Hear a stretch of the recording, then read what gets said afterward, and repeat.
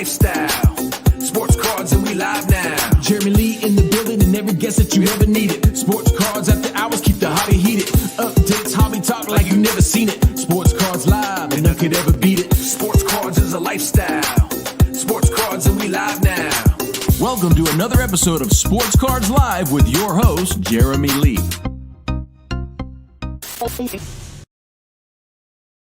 All right, welcome everybody. It is Saturday, January the 22nd, 2022, and welcome to the January edition of the PWCC Extended Bidding Auction Watch Party. Adam Gray is in the back. I'm bringing him out in just a second. Lots on the docket for tonight. We're going to get them, but I do want to thank last Saturday's guests. We had Tim McHenry from Slabstrong, and we had Sean Cates from Victory Investments. Check out those episodes on the YouTube channel. Very excited about them. And next Saturday on the show, we have Suze, formerly of Tops, currently of Golden Auctions, will be joining us for an episode next Saturday. I want to thank Whatnot for their support and ongoing partnership. Had a great time doing a live stream with them. And I have word now that everything that I sold during that live stream is out and being shipped. So thank you to everybody for that. Sport Card Expo, expanding out west to Edmonton, is going to be on April 15th to 17th. We'll be there. Look forward to seeing all of you there. And also the Mint Collective with Collectible and IMG will be on March 25th to 27th. Excited for that as well. Thanks, everybody, for joining us. Whoa, what a week in the hobby. But we're here to have some fun, talk cards, talk auctions. Let's bring out Adam. There he is. Welcome to the show. How are you? I'm so good. Before we jumped on, Jeremy accused me of being high tonight, and I've never been high actually in my entire life. The way high on life, I did. No, the way you said it, it made you think. I don't know. I'm just in a good mood, and you observed that. So, how are you doing? I'm doing fine, thanks. Yeah, I did observe that you're in a very good mood tonight, which is great. I have to say, for the benefit of all of us, you now have some really nice lighting going on, so we can have a nice clear look at that handsome face of yours. So excited about that as well. We are well aware, first of all, there is a big football game going on right now, Packers 49ers. So I know, hey man, look, come on. This is interesting. It's important. It has relevance to the hobby. It has relevance to auctions tonight. I'm excited to see what happens there. We have the Battle of Alberta and hockey, Edmonton Oilers and my Calgary Flames facing off tonight. So there's Connor McDavid. Hopefully will score a few goals, but still lose this evening. So lots of action tonight. Lots of comments coming through already. Yeah, man, it's what a week. Busy week for me with just with work and everything. You've been doing some whirlwind sort of travel, so it's nice to be here. Nice to be back doing one of these PWCC Premier Auction ending extended bidding watch parties. Great viewership. We got people here. We're gonna share the screen in a minute. Take a look at what's going on. Adam, before we do that, are you bidding on anything tonight? I have several bids in, and I'm so high on life tonight that who knows? Maybe I didn't win the mic in last month, and I'm still kind of bitter about it, right? So maybe I shouldn't talk about it on the show. Maybe that's not the smartest thing to do. But you talked about this big hockey game. I don't know what that. I didn't know there was a big football game. To me, tonight's about what this 86-87 Fleer pack with Michael Jordan on it's going to sell for, and what the Luka RPA is going to sell for. Like this is our fun tonight. Like I don't know. I think it's just as fun as watching any game at this point. So I've said this to you before, and like I said, I'm in a little bit of a silly mood, but being serious for a second. Like I love tonight. It's one of my my favorite nights of the month when you and I get to just hang out and talk about, really like one of the most important days of the month in our hobby when we get to see some new comp set on how many items do they have up this night? It's 256, I believe. And if tonight's anything like past nights, it'll be somewhere around a $10 million total auction. Like that's a huge deal in our hobby. And so for those who are bidding, excited for you guys, and love it if you leave comments and tell us, kind of how I did last month, where I let it hang out there and tell people how it's going. It's kind of fun to interact with people who are bidding. So for sure. Yeah, agree. Anyone out there, if you're bidding, let us know. Also, of course, understand if you don't let us know, because you're letting everybody else in the chat know, and you might not want to do that. But you just mentioned that 86 Fleer pack. And it's funny, Adam, because before we came live, we were just sort of prepping here for a few minutes, and you mentioned that pack. And I was looking at the top of the PWCC where they have the latest bids coming through, and you said that, and then it popped up with a bid. And I thought, did Adam just bid on that? Because that was when the intro video was playing. But that was fun. That was great timing, because that item had a bid. Real quick, the reason that I mentioned it too is, like, I have my magazine sitting right next to the computer here, and so as I was sort of thinking of the next thing I wanted to say, I looked over, and the first thing that I saw was the pack. It's also something that I'm interested in, but this month's copy of BCF, the back cover has the sponsorship by PWCC, and that was one of the auctions they chose to highlight. And I think there's a reason why. That's a really super unique item. I don't know who the seller is. I did bid on that. I don't know how high it is now, but I'll go take a look. There's a chance I'll still be interested in that. It's at 38,000 right now. It's very cool. It's a PSA 9 pack, and it has Michael Jordan showing on top, which is very, very cool. I mean, it's not, it's might not be a PSA 10. It might not be a PSA 9. It might, it's probably going to be a 6, 7, 8, something like that in there. But it's the mystery. I think that the relic itself of just that pack here, I'll actually bring it up because I do have it here. So just to, of course, people sort of, you guys know what this looks like, but this is the pack we're talking about. And it apparently, and I can't tell from this picture, but it's got Michael Jordan on top. I don't know if we can, it's tough to see, but I guess they can see through it somehow. Really cool pack. I said 38,000. Now it's at 95 here. It says 95,000 there, and it says 38,000 there. That's this must need a refresh, I guess, because clearly it's almost, now it says 9,000. What, something wonky going on here? That's very interesting. 38,000 is the amount it's at, I guess. So, well, what just happened there, Jeremy? Because I just looked at it and it jumped really high and then it came back down or something. I think it must have just been something, some little glitchy. Could have just been my computer even. But in any event, it's certainly at $38,000. That's what it shows here. And even when I saw the bid up top here earlier on, it was in at $38,000. No surprise, Trae Young getting bids, which again, he's been super hot. Ja, lots of talk about Ja and Trae these days. I love this card here. This is just an amazing looking card. We're going to open that up in another window here and take a look at that in a little bit. Really cool stuff. I'm going to go to some comments, Adam. If you want to kind of decide what card you want to talk about or look at right now. Oh, and I want to mention too that, first of all, we need our bids to get, if you want to qualify for extended bidding, your bids have to be in the next 20 minutes or so. If you want to subscribe to Adam's BCF magazine, I'm putting the website on the bottom right now, bcfmag.com is right there. As far as bidding goes, once it happens, I'll put on the bottom too, initial bids must be placed by 7 p.m. And then we get into the different levels.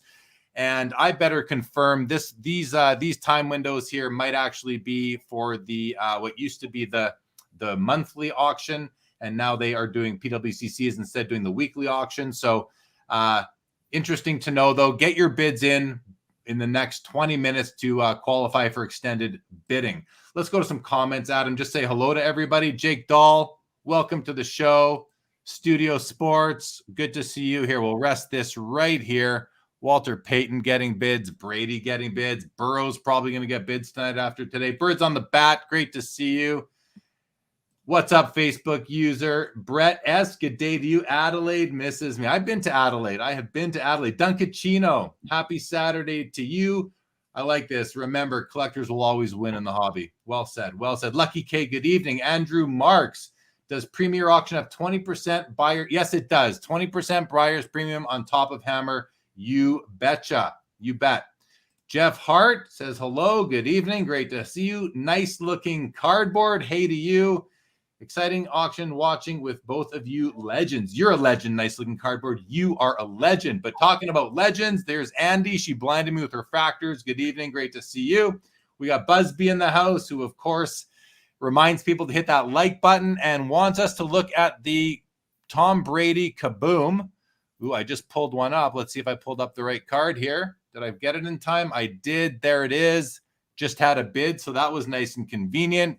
Kaboom Gold 2021, numbered out of 10 on the front. They are pretty cards. I mean, regardless of what people say, they are pretty looking cards. But for me, I do want my Tom Brady in a New England uniform. Nonetheless, that's pretty cool. Busby, there you go. Birds on the bat. It's glitching on my computer too. The pack just fell and then jumped. So it'll work itself out, I'm sure. Busby, thank you so much. Birds on the bat, my favorite item. Okay, this is interesting. What I want to know people's favorite items, guys. Put them out there, and we will try to focus on them. Birds on the bat's favorite item in this month's premiere is the 2014 Prism Gold Messi PSA 9, the direct correlate to a 2012 Prism Gold LeBron for soccer. Massive card, and at $90,000, an absolute steal. We got Chrissy Buckets in the house. Good evening. Todd McDonald, Brian Davis, what's up? AO Rhino's back. Good to see ya. We got Michael Ham in the house. What's going on, Michael Ham? T. Jones, good to see you. Hockey Love. Maybe not. There seems to always be at least one Gretzky rookie in the Premier Auction. I'm sure there is one again this time. I think there might even be two. We got the Muhammad Ali Hemet's Journal card there at $75K, PSA 9. That's a card that the more you look at it, Adam, it just seems to grow on me. But I know you're more interested in something like this here. The KD limited logos. That's a nice looking card, isn't it? Yeah, I actually used to own one of those cards. One of my biggest regrets is selling the limited logos of Durant. He only has 2 limited logos cards. One in a Sonics uni and one in an Oklahoma City uni. And the Oklahoma City one is a sticker, which is one of the only exquisite sticker autographs in existence. And obviously not nearly as popular as this one. So, that's honestly, that's one of my favorite cards in the auction right there that you just highlighted. Yeah, it's a nice looking card. I've always loved this card. I do love the LeBron James, the SP Authentic, and the Ultimate rookie cards. There's another bid on the Jordan Fleer pack, up to $40,000 in a PSA 9. I have a pack of this. It's a PSA 8 pack that I bought 15 years ago. I think I paid $250 for it. PSA 8 pack, and I was looking the other day. They're selling for like $3,000 now, maybe a bit more. Of course, I know we say it all the time, but sure wish we could go back and I would have bought that whole darn box, all of them back in the day. But too bad, so sad for me and everybody else who wishes that we could go back in time with a time machine. There we go. LeBron's still getting bids. And we got the Tom Brady Flawless. Like, this is a gorgeous card too. Gorgeous. Yeah, Flawless is my favorite of the high-end reoccurring every year Panini products. A couple of my favorite more modern cards have actually come out of the Flawless product. The simplicity of it, the great use of the hollow foil, and that Brady. I'm not a football fan, but I can tell a great card when I see it. That's a beautiful card. I'm with you when it comes to Flawless. I like Flawless and Immaculate. Just the look, the feel over NT, but there's the exquisite Dwayne Wade getting another bid. Of course, like it seems every month we have a rookie contenders Brady ticket auto. Very nice card, $750,000 right there already. D Wade taking bid after bid. Let's see. Jay Tillman says cards look like they are on sale tonight. Well, maybe that means some opportunity. Tom Bullard, good evening to you. All right, some favorites coming in. Andrew Marks, the 1997 Kobe PSA 9 Jambalaya, or maybe that's a BGS, I should say. I'm not sure, but very nice. Jeff Hart likes the 84 Star 101 and the BGS 9 holder. Yeah, me too. We saw that not too long ago. There's a bid on the gold Kaboom Tom Brady. Birds on the bat. I'm surprised the 8.5 Gretzky is $6K above the 8. Yes, it's a half grade higher, but has worse centering. The 8 is PWCC top 30, and 8 has a clear image, while 8.5 is out of focus. And, I've noticed that too. Birds on the bat is, historically watching these auctions, but it seems like by the end of the auction, things sort of get to where they are more appropriate, if you will. So that's right now, but I wouldn't be surprised to see it become sort of more in line with what you would expect. Nice looking cardboard is on Team Flawless as well. Triple V in the house. He's digging the E98 Cy Young from the Black Swamp Find. Very, very cool. And Birds on the Bat has a question for you, Adam. Which of the two BGS 9.5 Luca National Treasure RPAs do you think should go for more? Show them off real quick. All right, well, let's just do a quick search here for Luca. I actually had a couple of other people ask me this question too, so I think it's interesting. Birds on the Bat might have been one of the two people who asked me about it, but let's look at them real quick because there's a couple of clear differences here. Well, if these are the two, this one's out of 20, this one's out of 99. Is there another one that we wanted to? There is another one. There is another one, but that's what he's referring to, I believe, is the top two. Yeah, and so what he's really asking here is, do you want the parallel or do you want the actual one? Well, the parallel in this case, I believe, is the first off the line parallel. And so for some people, they view that as different. But here's the thing. I actually look at them and I go, they're basically the same thing. And in this case, this year, they actually have the same image, which they didn't in other years. I think before this year, they were always different images. But you can see Luca's the same on both the left and the right there. They're both the same grade. So the thing that really stands out here is one has a really incredible patch, and the other one is not bad. It's still 3-color, but the majority of it is consistent, and it's not as even. And so, when I look at these two cards, if you're a set builder or you just need the one out of 99, I can get why you would go for that. But I would take the rarer card and the one that has the better patch in this case. And it looks like the market kind of agrees with me too at this point. Yeah, that's this one here. I agree. The patch is nicer. The gold foil around the patch window, it does stand out to me. I think that's nice. Yep. Look at this one. It's just toned down a little bit without that gold border, and the patch just, more gray, a little bit duller of a look overall. But, it depends, right? Like, who's buying it? Is it a traditional rookie card collector?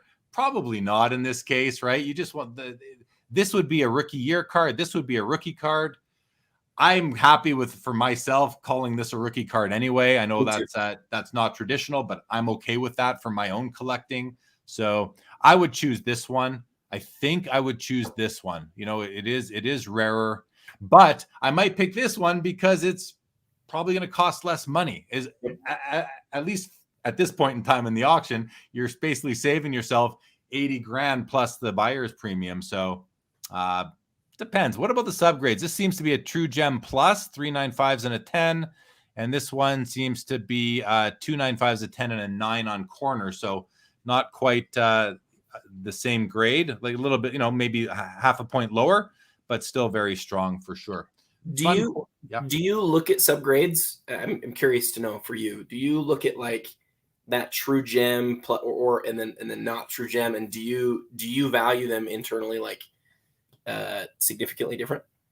Well, until you said significantly, my answer was a resounding yes. I certainly do value them differently. I think because here's the thing: on a 10-point scale, whether it's PSA or BGS, you have a 10-point scale. Every grade point, it gets the cards get more expensive the higher you go. That's easy. A 7, a 7.5, an 8.85, more expensive as you go. It only makes sense to me then that if you could drill down and get more specific within a grade point, that the card with the higher grade should sell for more. So I look at the BGS as a 40-point grade scale, with 40 being black label, right? 39.5 being a BGS 10, and then 39s being BGS 9.5. So, but there's a range there. I forget what it is exactly, but you could probably be like a 37.5 to a 39 or something like that would be a BGS 9.5. So you can have a minimum gem, a true gem, a gem plus, a true gem plus plus. So there, when you're talking about a min gem, which is going to be 395s and a 9 versus a true gem plus plus, which would be 295s and 210s, you're actually like a whole 1.5 points higher, I think, if my math is right, on that true gem plus. So to me, the subgrades that Beckett does provide also helps to distinguish the value between a 9.5. So yeah, I certainly do. And I think the hobby does too. For value sure. Those. Each half point should add incremental value. I think you're no question, you're right that the hobby does. And hearing your perspective on it, thank you for giving that. I love hearing that because I respect the heck out of you as a collector. I'll tell you, for me, I don't care personally. Like if I see the card, and in fact, in this case, I would see the card, and the difference between a 9.5 and a 9 actually is a total grade. Doesn't really matter to me personally, but I know that that's different for the market. When you're talking about a Luka RPA, like getting the Luka RPA to me is the success, and valuing it, significantly differently based on the whole grade seems a little weird to me. But then on the subgrade, it's not what I do. But that's why, we all collect different and care about different things. But I personally, the subgrade doesn't change how I feel about it in any way. But it's going to probably change what you have to pay for the card if you're competing against others. So in essence, without really even thinking about it overtly like that, you are willing to pay more for the extra half a point because you just are without even knowing it really, right? You almost have no choice if you're going to bid. Which is exactly why I would be the one who would be likely to win the one with the 9 subgrade, because I know that I actually I won't pay more for that, but I know other people will. I know you are right about that. No question. Yeah. And you know what? I was having a discussion the other day.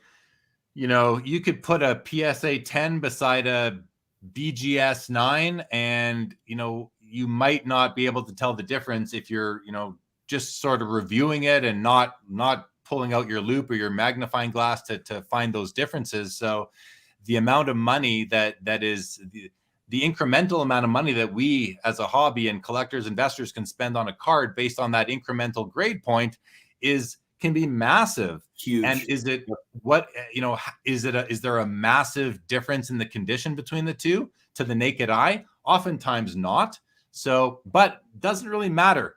It just comes down to the overall condition as assessed by the grading company whose slab the card is in, and people will pay for the higher grade. That's a no-brainer, obvious sort of comment.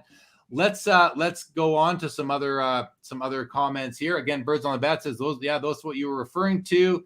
I did ask you. The Parallel also has the weak auto and the better patch. The 99 has better subgrades though. Yeah, definitely. Jeff Hart says I find the 03 pristine LeBron gold refractor to be a nice looking card. The decal edge makes it unique. Well, isn't that pretty funny? Because I think I'm the high bidder on that card right now. Let's just see if I am. How am I going to do this without? You don't want to. Let me check for you, Jeremy, because if you click on it, you're going to see everybody's going to see what your high bid is. Oh, there it is. There it is. I'm no longer the high bidder. I don't think I am. Is that the card? Hold on. I thought you were the high bidder at 17. This isn't the card. Is it not? There must be two of these in here. Is there two of them in here? There must be two of them in the auction. Is this the one out of 99? It is. They're both out of 99. It is out of 99. Was it BGS or was it PSA? It was I think it was here. I'm just gonna go to my bids here. Where do we? Let's just go to my bids quickly. I can look it up real quick if you want me to. It's okay. We're going to it. I had action in on 4 cards this show. No, I'm still the high bidder. I'm in on this BGS 9.5 right here. Oh, and yours is a 9.5. Is yours the rare version? Well, it's the one. It's out of 99. Does it say R at the end? Is the question. I think it does. Well, let's have a look. Let's see. You want to look at the front on the slab. Okay, let's go back to the front. Yeah, it does have the R on it. So this year had 3 different versions, and that's why. I mean, let's be clear. The reason that there's a LeBron James gold rookie refractor that's not $100,000 is because there's 3 versions. There's 3, and they're all numbered to 99. But I would say this is the best one of the 3. The three were R for rare, U for uncommon, and then I don't know what the regular version is. Probably C, probably common. But the pulling the base version of this card was the hardest one. Are you watching the price keeps on fluctuating? There must be some sort of glitch going on. It's moved from 13 to 80 to 27. I think it's at 17 right now. I think my bid was 17. Let's do a quick refresh and see what it tells us now. There we go. So I'm the high bidder right now at $17,000. Which now 16, 13. So there's a bit of a glitchiness going on. 34. So something funky going on with the website right now, but I'm sure it'll work itself out. My guess, Jeremy, and I don't know this because I don't know how their system works at all, but my guess is what's happening is other bids are being placed on other items, and where the front page is designed to show us each of those, there's something linked to these individual ones right now that's doing that same thing, because we're seeing numbers that don't have any correlation with the card that we're looking at on this page. So I wonder if you go back and look real quick at the other bids, if we'll see one that had just got a $21,000 bid. That's a good call. Could be. Well, so, in any event, we'll see. Anyway, we'll see what they say. There. I actually just reached out to PWCC to see if they have any thoughts on it. They might not get back to us, but pay attention. Don't pay attention to that number that's jumping around. Pay attention to the official bid price. Of course. Joe Perot in the house. What's up, dude? What is up? Dan Wilcom says Burrow sell time. And Michael Fisher calls me out for looking like Dr. Evil from Austin Powers. I'll tell you, Michael Fisher, not the first time that has been mentioned. Albert Jones, good evening. Well, there's the update. 7-0 Packers at the halftime. Good. What's the hardest pull? I think he's asking about the LeBron cards, Adam, that you were meant the one that I bid on. Is it the one that I bid on, the one with the R? So the base version, the R is tougher, but these are both out of 99. So they're exactly the same pull.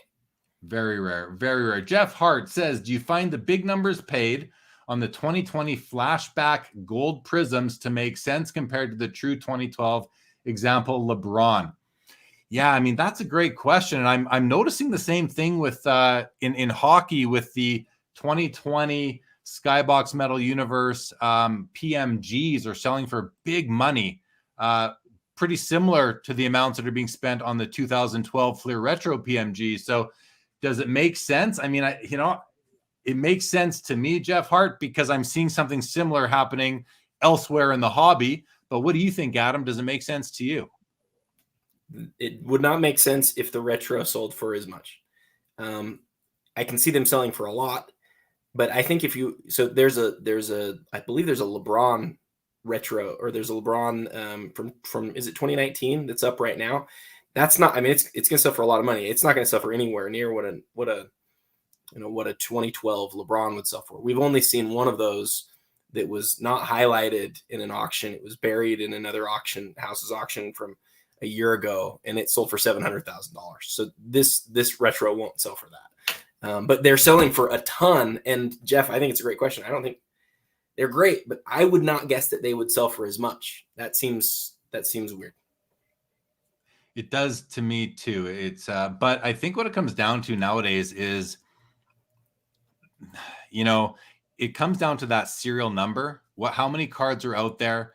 There are just not enough cards out of 10 to go around, especially from 2012 nowadays. Those cards are locked away, diamond hands, as we say, not going to see the light of day for a long time. So it's sort of like, what's the next best thing? And maybe it's these tribute sort of design cards. So, can go both ways. I understand it, but it's sort of not what you expect until you just sort of go a little bit deeper, I would say. Hey, if you want to do something, oh, sorry, you were going to ask a question. I'll say what I was going to say in just a sec. Well, I was just bringing up Jay Tillman's comment here, comparing the LaMelo RPA PSA 9, which, look at that, just showed up on our screen with a bid of $80,000 versus the Jordan Star 101 BGS 9. Fun cards to compare. I'm curious why that comparison, though. Like, are we simply comparing, the real GOATs, XRC versus, the flavor of the year's RPA, which if we are, that's totally fine. I have no issue with that. It actually is fun to compare cards like that. But I'm curious what you're thinking when you throw those up there as in terms of a versus sort of thing. What were you going to say, Adam? Well, I was going to say, if you just search real quick, gold prism, and see some of the things that come up this month, that's kind of interesting. Because there is that one retro one, but there's a bunch of other ones that are, they're also cool. There's none from 2012, but there are other really cool gold prism cards that are out there at auction this month. While you pull that up, I think what Jay was probably looking at is their price right now is similar. And it always kind of baffles the mind when a best card of LaMelo Ball can sell for as much as a rare XRC that's in an incredible grade of Jordan. And I think that one, unlike the one from last month, I think it has subgrades. So, Jay, I feel the way you do. I would rather have the Jordan, but there's no question that people like following somebody who's currently active and has the potential to be an all-time great. And that's one of his best cards. So I get why people buy that stuff too. Yeah.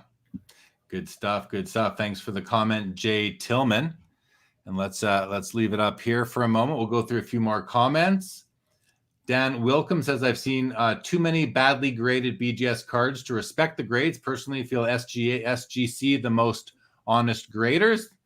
Fair perspective, I suppose. Birds on the bat. There's two, and they have different designs, being the LeBrons. Super Bad's hoping for the 49ers. You and Joe Perot should be getting along then. Alex, welcome, says, Hoff Vintage Sports Cards checking in on a flight 35 feet in the air. Got my eye on the Kawhi True RPA NT sick patch. Seems undervalued compared to those Lucas. Fair comment. What does Chrissy say? I don't know that there's one up for auction right now, but assuming same grade and pop, would you take Mahomes Prism Rookie Gold out of 10 or vinyl or gold vinyl out of 5? That's an interesting question. Now, it's not, not your wheelhouse in that this is a football question, Adam, but, oftentimes we can sort of make those comparisons. So what would you say? In basketball, the gold vinyls are always out of 1. In football, I've noticed some of them out of 5, and I've seen other ones out of 1. So it's kind of confusing to me. I don't really know. The gold vinyl, I think, is a parallel of the Prism cards still. So, but gold, from my perspective, my paradigm is I just know that gold is the best version, the best parallel other than like a black in basketball. So it's hard to imagine that you'd go different than that in football, but it is rare. So I don't know. So here's the pack again. It just, we've seen a couple bids in the last few minutes here, 48,000, 50,000. Like what would you value this pack at, Adam? Like if a PSA 9 Jordan rookie sells for $25,000 right now and a PSA 10 sells for $250, $350 in there, if you are expecting this pack to hold a PSA 9, why would you bid any more than $25,000 on it? Yeah, this is a great question, Jeremy. And I'm glad you'd ask it. This is how I would view it if I'm like an investor. As an investor, I would say, well, that might be true, but I'm not going to open the pack. I think that the pack having Jordan on the top has got to be way rarer than even a PSA 10 Jordan rookie, right? Like that's a really rare, cool, unique item. And there's not an easy way to differentiate like 986 Fleer rookies. There's hundreds of them, right? So you own that. You're one of the very few people who in the world has one of these packs that has a Jordan on it. And as a collector, so that was the investor perspective. As a collector, though, like I always want to own the thing that is different than what other people have. Like I don't ever want to own something that I can just go get at any time. You know what I mean? Like my favorite things in my collection are things that you can't find. And so like this is something you can't find. I can't remember the last time I saw one of these. And the fact that it's from something as iconic as 1986, to me, it's easily one of the most interesting things that PWCC has ever auctioned. I don't know if the price will reflect that though, because I don't know what the market is for it. But as a collector, I think it's like a really super, super cool item. Well, let me answer my own question too. I agree with everything you just said, but I'll answer the question myself as well. I think the reason why you pay more than what a PSA 9 sells for is because, like you said, you're not buying a PSA 9 MJ rookie. You are buying an unopened 86 Fleer pack with a Michael Jordan rookie on top. how, like you just said, how many of those exist? Yeah. I'm guessing way less than 320, which is the PSA 10 population, give or take, plus or minus 2 or 3. Way less. So you're not collecting a Michael Jordan rookie card here. You're not owning, you're not bidding on. You are owning or bidding on or collecting an unopened 86 Fleer pack, which is a very rare relic at this point in time that happens to have Michael Jordan on top. So regardless if that is a PSA 7, 8, 9, or 10 inside, doesn't really matter. You are owning one of the few packs that has the Jordan still in it. One of the few Jordan rookies that have not been released from the wax pack. So it's a different collectible than just a Jordan rookie. And I feel strongly about that because I collect. I have a pack of that. You know, I don't have Jordan on top of mine, but I have a pack of that. I collect unopened packs and I love them. I think they're just beautiful, beautiful collectibles. So good stuff. Let's keep on going. It is snowing at Lambeau where the game is going on. Jake Dahl says that PSA 733 Gaudi is a beauty. Must be, we're not sure what card that you're talking about, Jake, but must be a Babe Ruth, I'm guessing, or maybe a Lou Gehrig, but we'll see. Oh, the Gehrig. Thank you very much. Next comment right there. Yeah, the signed Gehrig. People like that signed Gehrig. Good stuff. Suitcase Murphy says, anyone see Pokemon about Leaf? Stay on topic, Suitcase Murphy, please. We're here covering the PWCC auction tonight. Canner Collects. Has this auction just been extended a day? It does say 23 hours right there. Let's do a quick refresh and see what's going on here. The clock now says 23 hours, 52 minutes remaining. What do you think, Adam? Any truth to that, or you think that's a glitch in the system? I think we've had some long days on this auction, but this will definitely be the longest if that's the case. No, I think. Look, it's clear that they had some other issues that we first noticed, and you know this is an issue. This shouldn't show up like it does right now. My guess is that they're working. I'm sure they're working to correct it. PWCC's UI so far has been literally perfect. And so at least close to it. This is maybe one of the first things that we've seen where we go, this isn't perfect. So let's give them the benefit of the doubt for a second, see if they can get back on track. But yeah, they will. I mean, I'm always willing to be patient and let these things work through when technology is involved. So let's just keep on going. It'll work itself out, I am sure. I want to go to Dan Wilkins' question here. This one's for you first, Adam. Kaboom and Downtowns, do they hold long-term value and do you like them? So go ahead. Go ahead, Adam. I have no idea. And I don't collect them personally, but I know people who both love them and people who hate them. And I would say that it's better that a card is hated by a group of people than that they don't care. So like, it's actually better for a card to be hot or cold than it is to just be lukewarm. And so from that perspective, look, they're some of the rarest inserts from the era. And there is a contingency of people who think they're some of the best cards from the era. And I think that's what matters. Fair comment. I think they do hold some long-term value, especially the Kabooms. And I do like the Kabooms. I really like the gold Kabooms. I think they do pop. I don't own any. I used to have a Tom Brady. I think I had his first Kaboom, but I sold that, right before it escalated in value, probably like 15 times what I sold it for. Busby says LaMelo Ball will become the face of the NBA. I mean, those are big words right there. He might be right. Like LaMelo is really interesting. And he grew up famous, and he's got all the talent in the world, man. And so, I mean, but that comment is why he sells for so much. If you could get in right now on a guy who's going to be the face of the NBA, who's going to win championships on his highest end card, like what's the highest end card of LeBron worth? Like 20 times, 30 times, 40 times that LaMelo Ball.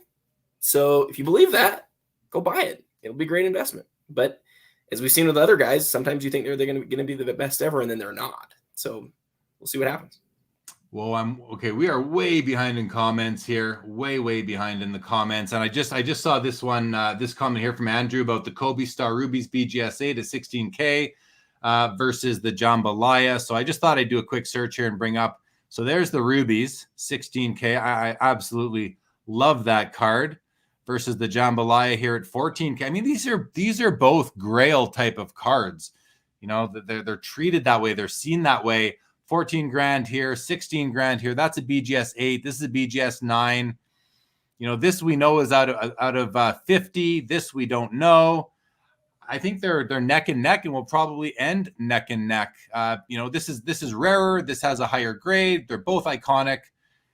Great cards. Happy to look at some Kobe's and another bid on the pack. Birds on the Bat says gold vinyls are out of 5 and Panini Prism out of 1 in Optic for both basketball and football. I don't think that's true. I don't think there's a 5.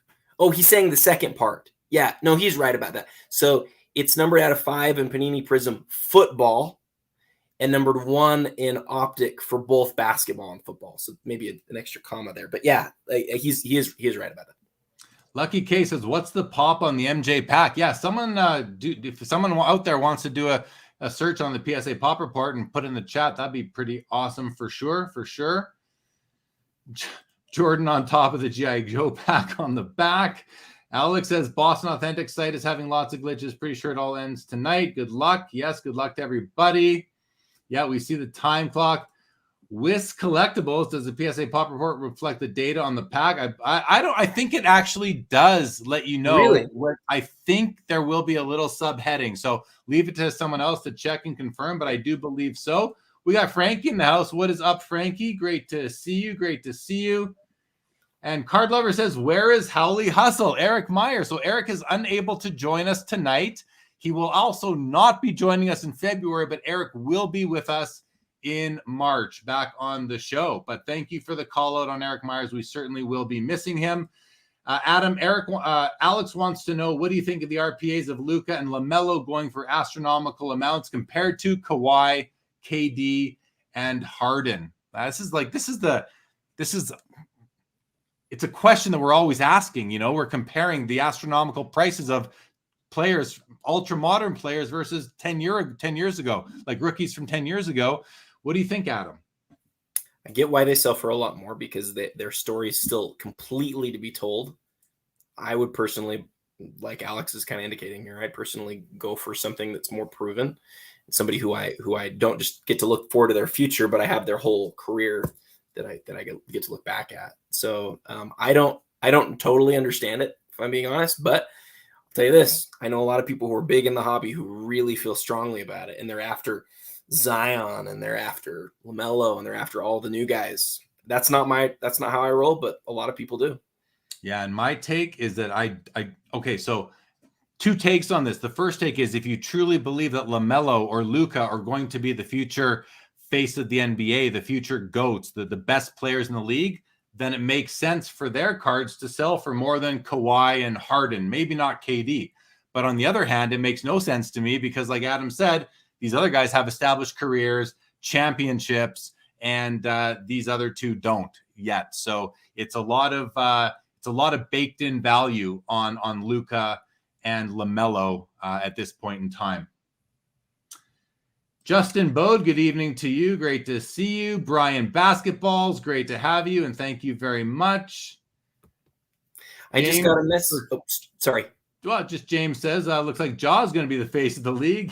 Oof. Hearing a lot about Jaw right now. What were you going to say, Adam? I think James is right, by the way. He's playing incredibly well. He does depend a lot on his athleticism, which doesn't always hold up for as long as some of these other guys. But Jaw is unreal. Wanted to say, good friend messaged me to highlight the high voltage MJ, which I'm guessing is a card that you really like. Have you noticed that one in this auction? Yeah, I have noticed it. I do like the card. It's so out of range now, I find. This is the 500, right? No, That's right.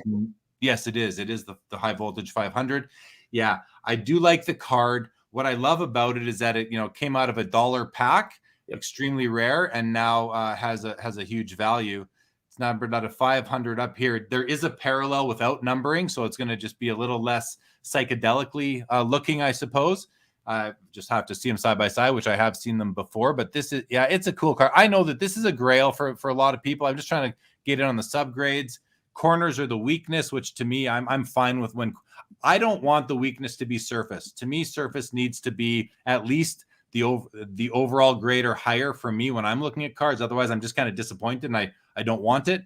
I'm okay with corners being an 8 on this one.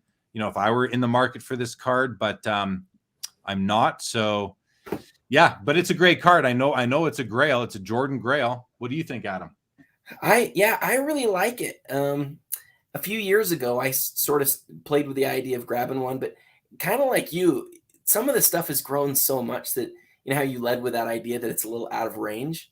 It wasn't at one point, but it's expensive now. It's like not a, it's a grail type insert. In fact, you might say for a card that's as plentiful as it is of Jordan, it might be the most expensive. There might not be another Jordan that has 500 that is as expensive as this one. I think for good reason, because it came out of a pack from his playing days where most of them were really beat up. A lot of them didn't, a lot of them probably got tossed along the way. And none of the corners on these are great because, again, it came out of $1 pack. So I love it. It's one of those that if you move side to side a little bit using the PWCC 3D thing, like it's pretty cool. It's a pretty cool card. That's actually a good point. Let's have a look at that, because even look at the color here. You can see how it's just it's got that like aquamarine sort of look. Yeah. Like look at look at that. You got a tint of orangey yellow there. Just depends where you have. It almost looks like he's jumping off the card there. It's a little wow. like the pattern moves like in a circular fashion too, kind of similar to a PMG championship. Yeah. So yeah, it's a great Jordan. And, although here we are, we probably shouldn't just go to the fact that it's super expensive real quick. Maybe we should, I don't know. But a lot of the Jordan really great, like cornerstone of the collection, huge, biggest inserts, they're not 20 grand. They're way, way, way more money than that at this point. So if you wanted to get into a Jordan that's around this price, it might be one of the coolest ones that you can get because everybody knows what it is. Super cool looking in hand. And I know a lot of big time Jordan collectors who look at that as being like having a unique spot. And yeah, cool card. As do I. So Michael Hathaway confirms the PSA Pop report does indeed show Jordan on top as a distinct item. 13 total packs, which is much less. That's about 5% of the PSA 10 population. I think I did that math sort of right. So yeah, a very rare piece. T. Jones first laughs at Luca and then says way overpriced. Sam, why are items supposed to end tonight on timer for tomorrow? So again, and other people are jumping in. Luca Nation, good evening, our friends. Good to see you guys. Did they extend? We do not think they've extended the auction, everybody. We think it is just a bit of a glitch on the website right now, but we could be wrong. Hoping for an update from someone from PWCC here, either to a text message or a DM or posting in the chat. But let's keep on going. Let's keep on going here. Yeah. I think it's safe to say, sorry, Jeremy. Listen, we'll see what happens. I think that this thing is going to end as scheduled. That's just my feeling. I could be wrong, but I don't really want to spend a ton more time talking about this. So let's keep on going. We'll keep our eyes on the timer as we refresh, and let's see what happens. And if it's not going to end tonight, well, we're having some fun, and we'll all watch it tomorrow night. What were you going to jump in with, Adam? I was going to say literally what you just said. I would be pretty surprised if they don't still end it tonight.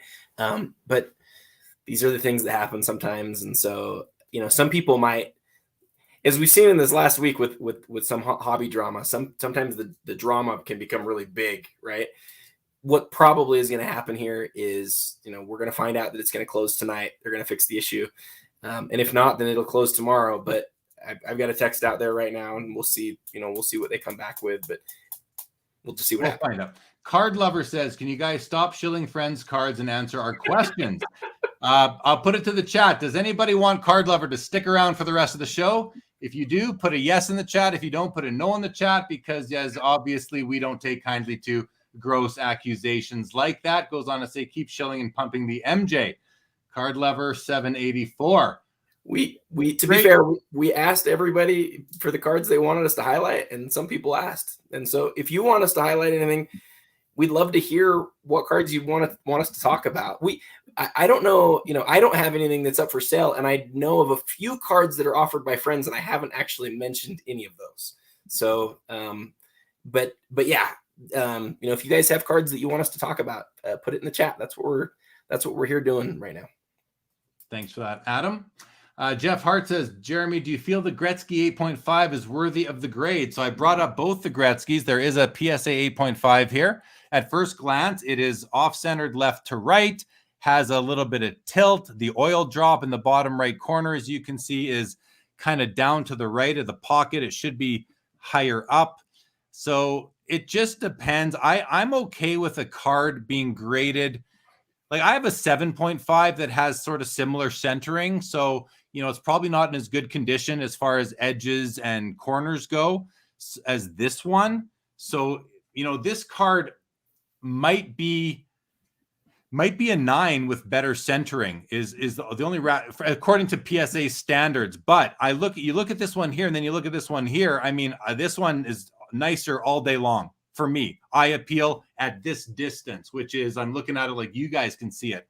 This one is much, the centering is clearly nicer. It also has the above average eye appeal, top 30%. So I don't know the answer to the question, Jeff Hart, if the 8.5 is worthy of the grade. I'd need to take a closer look at it, but this looks like a gorgeous 8 to me. But let's have a quick look at this 8.5 and just see what we can. So right away, you've got this right here, a little bit of a printing glitch on the T in Edmonton. It's his face is blurry right here, blur, out of focus. I don't like it. You can tell right there, the oil drop is down and to the right. It should be perfectly placed in there. This looks weird to me, the bottom left corner. I love the cut. I love the edges. I love those rough edges. So, no, I don't think it's worthy of the grade. I don't think it's worthy of the 8.5 compared to some 8s I've seen. It's not as nice as some 8s that I've seen. And if we look at the 8 itself, let's take a peek there and just see, when you compare the two. Now, there could be technical things that we can't see. That's usually the case. But this one, so, you have a bit of a dot right there on the T. The face is much more clear than the last one. Look at this. Very little blur right there. You've got the nice rough cuts on each side, which is what you want. The oil drop is better placed. The black printing plate, it was laid down perfectly. The 8 is certainly nicer than the 8.5, 100% to me. I mean, and I didn't even look at the backs, right? You got to look at the backs too. See if there's anything glaring on there, but nothing glaring over there. Off-centered on the 8.5, or this is the 8 now, isn't it? Yeah. So the 8, the back looks a bit off-centered, but hey, better on the back than on the front. So yeah, I mean, I would definitely choose the 8 over the 8.5, and right now you're ahead $6,000 or $7,200 with buyer's premium. So there you go, Jeff Hart. Those are my thoughts on this month's Gretzky rookies. Michael Hathaway. Oh, go ahead, Adam. Go ahead. So I just got a text from PWCC's team that's important. So mind if I read that? Not okay? No, please go ahead. So they say, just got off the call with our leadership team.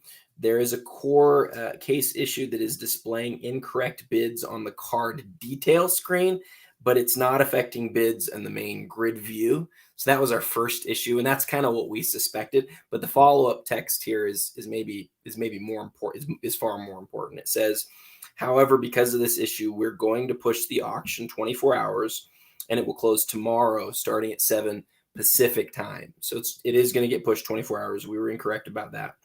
It's not affecting bids, but we want to make sure that we get all the bugs fixed for a proper close.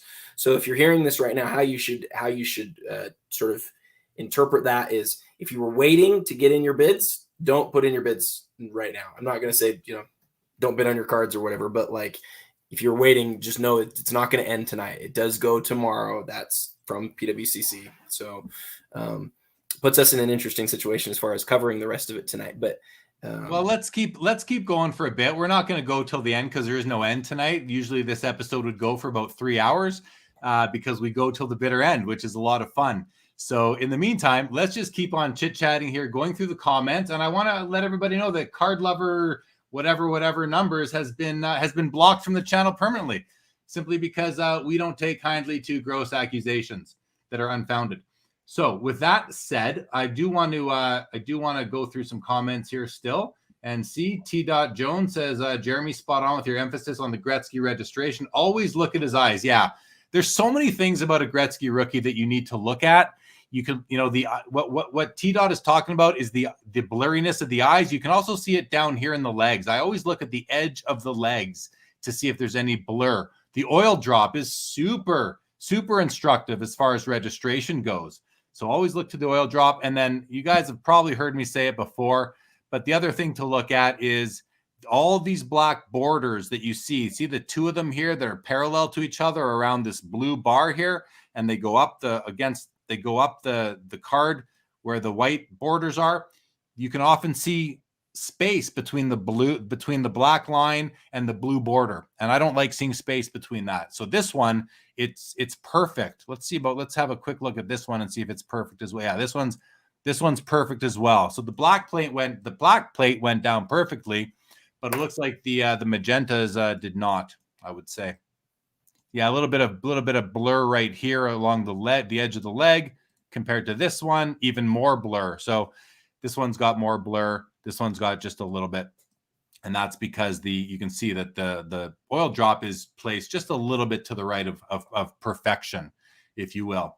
Let's go back to the top. So what PWCC has said is that if you're on the main page, everything is correct. If you go into a single page like we've been doing, where we're seeing the numbers bounce around, that's where there's the inaccuracy. So they have extended the auction. If you're just getting here, they have extended the auction for a day. It will now end. It will now end tomorrow. So interesting as that may be, there's the pack again. There's the gold kaboom. I'm going to close some windows here. I do like this Josh Allen card. I don't know what it's at. I think this was at like 150K or something like that. So let's just go to the main page here. We're going to close all the other windows up and start on the main page. We'll go through some more comments and we'll decide how long we're going to go. Keith says, PWCC, just let me know the clock is malfunctioned. They are working on fixing it. Auction will end tonight. I guess that has changed in the last few minutes. It has changed. Nice looking cardboard. Says, love the oil drop registration evaluation that you do on this card. Honestly, look forward to it every auction. Thank you. Nice looking cardboard. I hope it doesn't get too old, but I guess if every copy is different, we got to keep on talking about it. Alex says the MJ pack is at a 13 pop, signed Gehrig, pop 11, which is seen as the better long-term investment. Sealed vintage pack or signed vintage. I'm going to go with the pack, I'm going to go with the pack because it's Michael Jordan. That's why I'm going to go with the pack. What do you think, Adam? Those are two of my favorite items in the whole auction. I don't know. I mean, don't make me choose. Adam's saying, don't make me choose. You got to pick one, buddy. You got to pick one. If I have to pick one, I'm going to pick the basketball because I haven't even never seen one of those before. But like Gehrig is, for obvious reasons, like he doesn't have a lot of autographed cards, right? I mean, he didn't get old enough to sign a lot. So that's a tough one. But I probably lean towards the MJ in the end because I'm a basketball guy. Yeah, for sure. Tom Bullard says, some people, that's exactly why I use my real name as screen name. Accountability plus makes me think twice before saying something because you can't just hide behind anonymity. Tom Bullard, you have my utmost respect. Thank you very much. Mangesh says, are they fixing the ending date? So we've talked about that. Thanks for piping in, Mangesh, and great to see you. Keith at Van City Cards. Thanks, Keith, and great to see you, pal. Alf in the house says, I have a 7.5 that looks better in a BVG. There we go. Joe says, Jay Lee knows. I do know my way around a Gretzky rookie. No doubt about it. I have seen Alf's. Yes. Tom Bullard, I love hearing the take, absorbing as much as I can. Thank you, Tom. Birds on the bat. Let's take a look at the immaculate Rudy Gobert. I know Adam won't mind doing that. I didn't realize there was a Rudy Gobert card in the auction. There isn't. He's just messing around with this. Oh, you're messing around. There is no Gobert card that could make the Premier Auction other than the Logo Man auto. And I know who has the immaculate Logo Man auto, and I've offered him probably 3 times what it's worth. So yeah, funny. Oh, I'm joking. I'm just kidding. That's great. Yeah, should we? Okay, well, we lost Shane DeVos. He's coming back tomorrow, I guess. Tom says, knowing that type of person, they'll probably just be back as Card Lover 785. Dunkachino, what's happening? I'm only here to count how many pictures fall off of Adam's back wall. Too funny. That did happen before. We haven't lost a copy of the magazine on the show since the first time we did it. And actually, if you go back to the first time we did this show and Adam had these, there are only like two magazines hanging behind him. He actually went and left a comment on the video that shows the timestamp of where they fall. If you want to go see them fall behind him. I didn't notice it. That was too funny for sure. Junk Wax Pack says, are rough edges more desirable than clean edges on a Gretzky O-Pee-Chee rookie? I'm going to say yes. And for me, 100% yes. I've heard some people say they prefer the clean edge. If you're a clean edge Gretzky guy, I recommend buying a Topps card. That's what I would do, because there's a lot of fear in the hobby that if you have a O-Pee-Chee Gretzky with perfectly sharp edges, that it was sheet cut after the fact and not pack pulled. So that's something to definitely look at. LGC makes a great point here. The horizontal alignment of Edmonton and Oilers is exactly another thing that we need to be looking at. I didn't actually notice it when I was looking at it this time, but really on point there. LGC O-Pee-Chee, I usually do look at it. And another case where very poor on the 8.5. So yeah, the 8.5 today, it's interesting to actually take a look and see. I just want to look at the what I missed here. I missed the Z. I want to take a look at both of the cards again, and just have a look at the. Here, we're just going to do it like this, everybody, and blow these guys up. So yeah, look at this. Look at this. Like the Oilers word is. Ooh. It's significantly lower, right? Yeah, I never noticed that before. Yeah. No, I'm really glad that LGC makes this comment, because it's something that you need to look at. Yeah, and it's indicative. So look, because again, see the oil drop here. It's not. It's at the right height. It's just a little bit to the right. So that's the magenta plate mixed with some yellow probably, and right here. You can see that it's not lower. It's only it's a smidgen low. But this copy here, the word Oilers is very low, and the oil drop is very low. So if the oil drop is low, the word Oilers is going to be low, and these are the things that you need to look at. But just the blur here, I find it offensive. Like I don't like it at all. It's an older serial number. My guess is this would not grade as an 8.5 moving forward. And this is a newer serial number. I believe that that this is accurately graded, and also I believe that PWCC's above average eye appeal designation on this, as shown here by the sticker right here, above average, is a fair assessment as well that I would agree with. Can I add a dissenting view, a different view on the card? Please, yeah, love to hear it. It's considering you know nothing about it. Considering I know nothing about it. I kid. So this is my take on this card. From the perspective that you just shared, as soon as I saw Edmonton and Oilers on such a different plane, I had the exact same view that you had. And you've showed off that oil drop thing. You've taught me a lot about this card, and I thought the same thing about that too. So you and I actually share the exact same views on the card, but as cards have stock-like stock-like attributes. Sometimes what really matters is actually the grade. Sometimes people are buying a card for the grade. Now, that's not what I do. That's not what you do. But that's what a lot of people do. And some people, we don't ever talk about this, but some people have a registry. And there's a registry set for this specific O-Pee-Chee set. There's a Gretzky registry. Getting an 8.5 is significant. It really is. It's a lot. It's a half a grade higher. There's a lot more people with an 8 Gretzky than with an 8.5.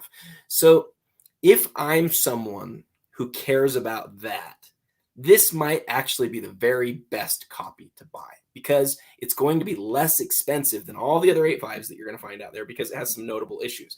That's my sell point for this card. And I think it's worth noting that, because we can drive people away if we just say, well, this isn't as nice of a card. But that is not actually what everybody's focusing on. It's what you and I focus on. But some people just want that grade. And for them, this might be the best chance you're going to find one at the price that it's going to be at. Well, yeah, no, you're 100% correct on everything you just said. There are people who buy the card for the grade because they are, and this might be a little controversial, but they are more interested in where their name falls on the PSA set registry than the quality of the card itself.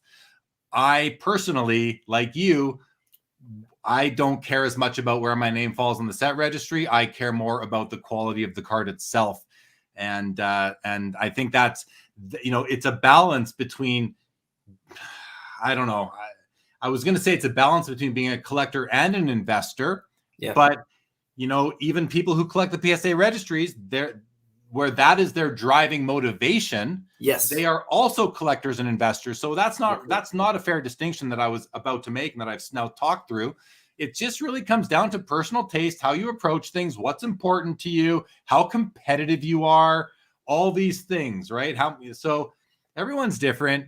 The PSA set registry I like it because it gives you are now able to compete with other people on sets that aren't like made by card companies, in numerical order. They're not your typical base set sort of thing. You can come up with any set you want or any theme you want and collect it and compete with people.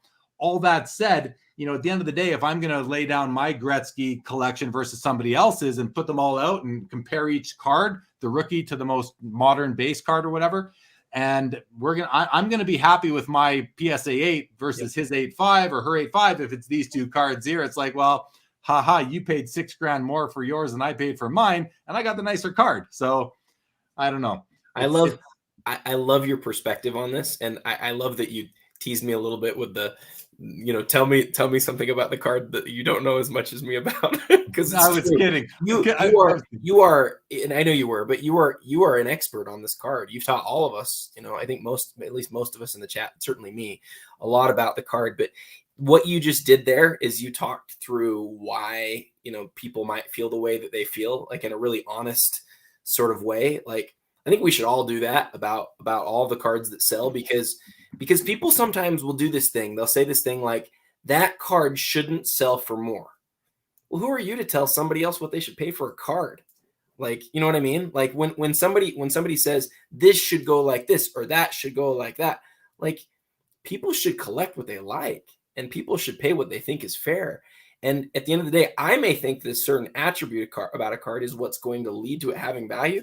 I might be totally wrong. I might be right, but I might be wrong. And so, giving place for people to collect what they like and to value what they value is part of what this hobby is all about. And part of the problem that we have within this hobby is when people seek to tell everyone else how they should feel. And so I think your perspective there, Jeremy, was fantastic. And you and I share the same perspective on this one, but somebody wants to go pay more for something because it says 8.5 and that's what they care about, I will tip my cap to them and say, go do that thing.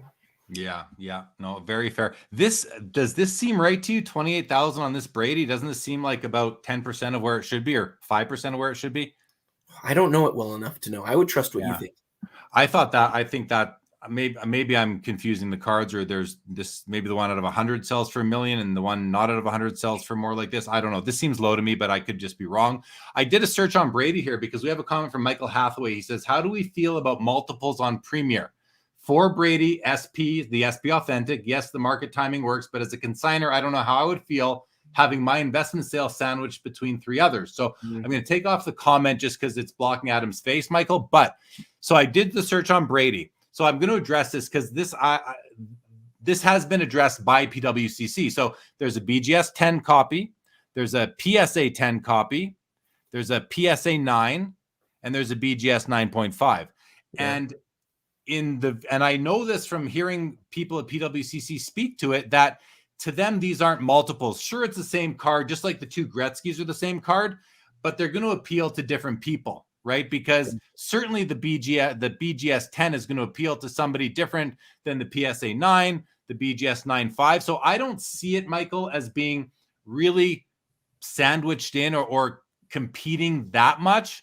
maybe now where I would have an issue is if I owned the BGS 10, I think, well, maybe people are going to bid on the PSA 10 because it's still a 10, it's PSA, card looks the same, but the BGS 10 gets a ton of respect in our hobby from the investors and collectors. So I don't know that bothers me. What would bother me, though, to Michael Hathaway's comment, is if you had 2 PSA 10s beside each other, or 3 PSA 9s, then, the consigner, it's kind of luck of the draw what other people are bidding on, or depending on the real meticulous comparison of the conditions. So, Adam, any comments from you on that? Yeah, what I would add is my experience with PWCC when auctioning things off and when just talking with them about anything in general is they're willing to have a conversation. And so if you're ever sending something high end in like this and you're concerned about it, I would just, maybe because it's a card that's like this Brady is likely to have multiple copies at the same auction,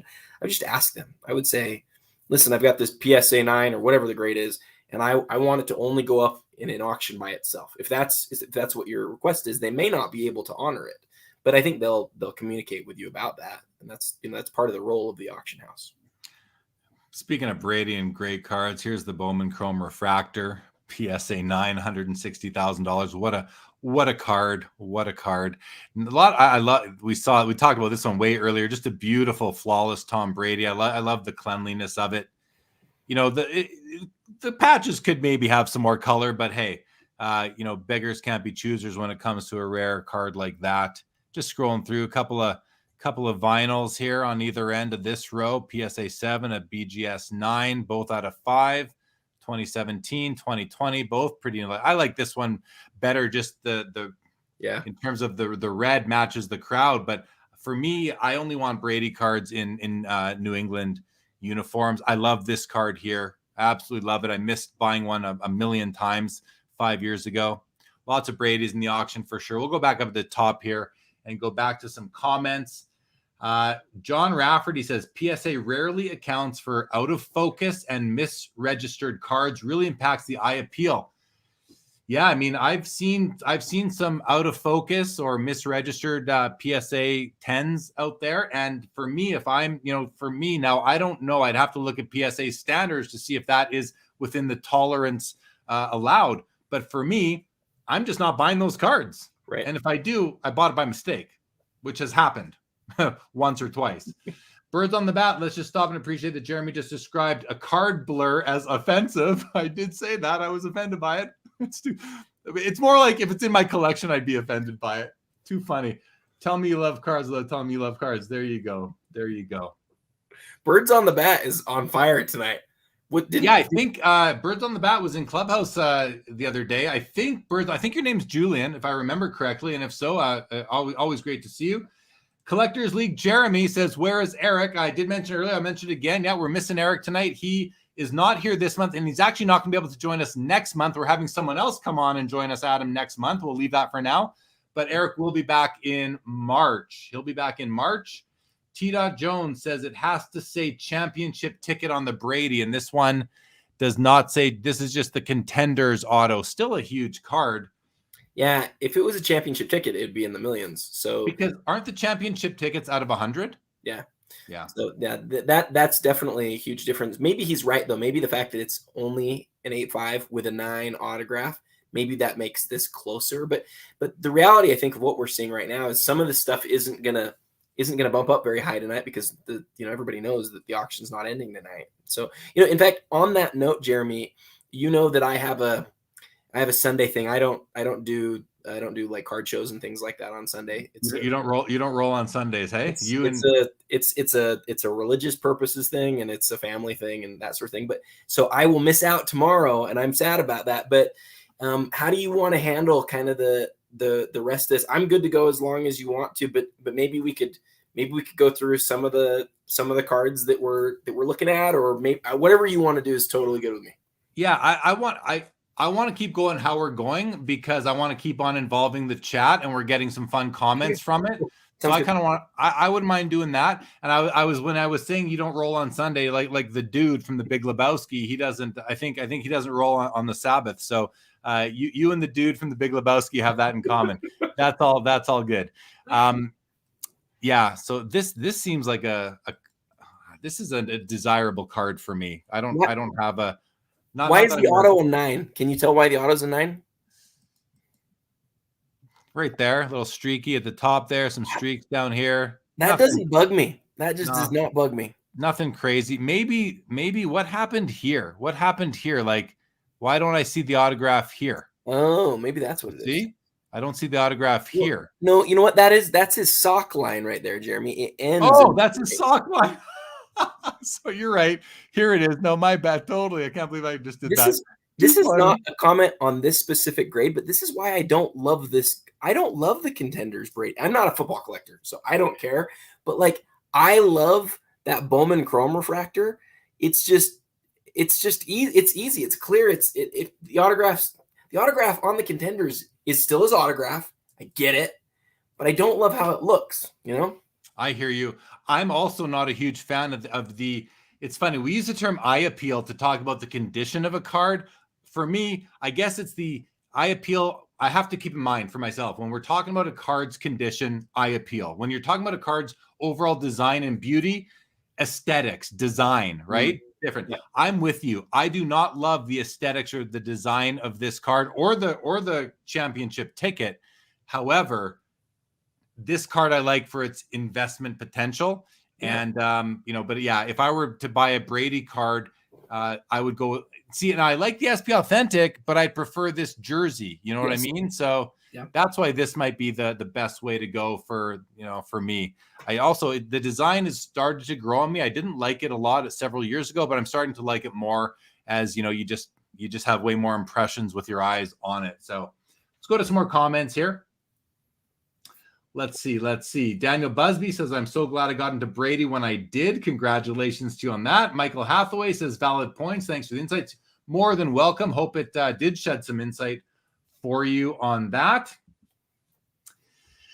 Here we go. John Rafferty. This is a very important question. I'm just going to try something, Adam. Let's see if we do that. If we do that, we lose my head. If we do this, we lose the screen. Let's just do this for a minute.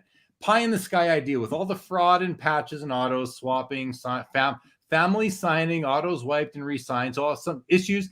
Should third-party graders require auto authentication for all submissions?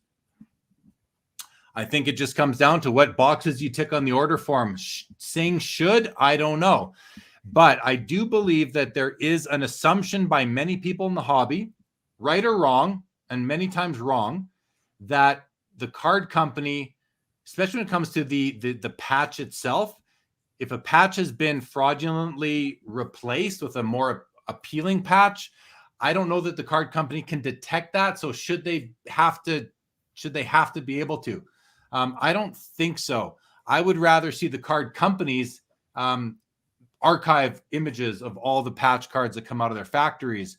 But I think there are constraints on that as well. I've talked about this at length on other shows, but it's a great question, John. It's one of those ongoing things in the hobby that is out there, and we'll leave that to others to really dissect, I think. Yeah, good comments, Jeremy. I think the question is, can they? And I think the answer is sometimes they can't, like you said. And so if they can't, then what do they do? I kind of feel for them. They're kind of in a danged if you don't, danged if you do sort of situation. Well, what they should do when it comes to patches is there should be something somewhere, whether it's in their terms or whether it's on the label or the flip, or it's on their website. Something should just say, please note, when we slab a patch card, we are not authenticating or making any claims about the originality of the patch contained in the card today, because they're just not able to. And we know they're not able to. It's gotten by them several times. Are they grading? Are they saying that the patch is authentic, or are they saying that the card itself, the cardboard, is authentic? It's not a counterfeit card. That's, I think, what they're saying. Some grading companies, I don't think, have the skills to even authenticate not most, but some cards. So some of them aren't even, they're just grading now, I believe. They're not even authenticating. To me, you have to authenticate before you grade. It goes hand in hand. But then it goes that step further. Do you have to authenticate the autograph and the patch as well? And that's where there's debate and there's different viewpoints. And despite these different viewpoints, it really comes down to what is possible. can they do that? The autograph is, so that's the patches. On the autograph side, it's the same thing. Like, should they have to authenticate an autograph regardless of whether or not the customer asks for it? I don't know. I mean, for now, I think the answer is no, simply because they just don't do it. And the hobby knows that by now. So I think it's okay that they don't, but it becomes a buyer beware. Do your own due diligence on autographs if you think there might be risk that it's not authentic. It's another reason why there's been this movement away from autographs or from autograph patches. That's too strong a language. There has been an increasing demand in stuff that isn't autographed or autograph patches because you don't have some of those same things to worry about. The unfortunate side of the card world is that, you and I could talk about this for hours, but there's several ways that people can change the character of a card. There's obviously trimming, there is recoloring, there is wiping an autograph and changing it, there is switching out a patch. And for some people who are in this hobby, that is like the lowest of the low, most awful thing that you can do. It is deceptive, it is fraudulent, it is by definition fraud, and it is by definition deceptive. I don't think there's any argument to that. But to some other people, the question when they get a card or when a card is available is, how do I make more money on that? What can I possibly do to create value? And so they're getting it, and they're doing all sorts of bad things that we would condemn and say are awful. But those people aren't, their conscience isn't affecting them in a way where they are able, like that, where they stop themselves. They're just saying, I'm going to figure out how I can go make the most money that I can on this thing. And they're willing to do some things that are pretty terrible. And so, we always have to be aware that that's out there. And if you look at a card and think, I can't tell if that's happened, and if that's always going to bother you, then that might be a good reason to not get into the card. Yeah, no, well said. So I'm going to bring up the rest of John's comment. He says, or not certify the card at all because a card grade implies an authentic auto and patch, but the TPGs are not certifying them. So that's the fundamental issue here to John is are the TPGs certifying or implying that an authentic autograph and a patch, right? I don't know. You have some cards that have facsimile autographs on them. Like that could mislead people by accident. They don't know. There's no distinction. Even this card right here, the 52 Tops mantle has a facsimile autograph. Some people would probably say, is that an autograph? Even though we all know it isn't. But so I don't know. I don't think that they're implying an authentic auto and patch. However, I think that people think they're implying it, and those are two different things. So my final thought on this is there should be a disclaimer, something that is, and it should be very widely visible when it should be on an order form or something like that would be my thoughts on it. Okay. Michael says that the contenders, Brady 8-5-10 went for 42,000 in June. And right now I think we saw, here it is at 29,000. So maybe that'll go up a little bit by tomorrow. John says, are the cards still getting bids? I believe they are. Now, right now, in the last bid, I did notice like this card has moved over to the left. The Mantle PSA 7, which is like my dream card, one of my dream cards, has had a bid. And now, of course, the Mahomes had a bid as well. Remember, Jeremy, that we don't have that screen up too. What screen? The screen where you can see the bids. It's just you and me right now. Oh, shoot. Thanks, Adam. Here I am. I'm looking at my other... No, you're good. You're good. Here we go. There's the Mahomes. Yeah, I think they are getting some bids. Thanks for the reminder. Brendan Ryan says, will cards ever be made of recycled materials? I'll tell you what. Until then, at least maybe the packaging can and is being used from recycled materials. That would be pretty cool. Michael says, Adam, the only trouble is that Brady's other rookie cards are all in his Michigan uniform or practice uni. True. That does make sense. And this had me laughing earlier when I saw Purple Haze says the eye appeal of that sock line is offensive. I'll take it. Purple Haze. I will take it for sure. Wow. 10-10 49ers and the Packers. Nice to see. Okay. John Rafferty says if their prime job is authentication and they are incapable, they should stop authenticating. Same with Steve Hart at BBC for things we've never seen before. But they're not incapable of authenticating the card. The patch is something different. And the autograph, they are capable. they make mistakes. That's the thing. This is human driven and there are mistakes made. So to say they should stop authenticating is never going to happen. I don't agree with that they should stop authenticating, but I think that they shouldn't authenticate things that they don't know about, and they should do a bit more due diligence on things they know they don't know about. And, you know, I'm sure Steve Hart is going to be much better moving forward as far as what his area of the hobby is. Adam.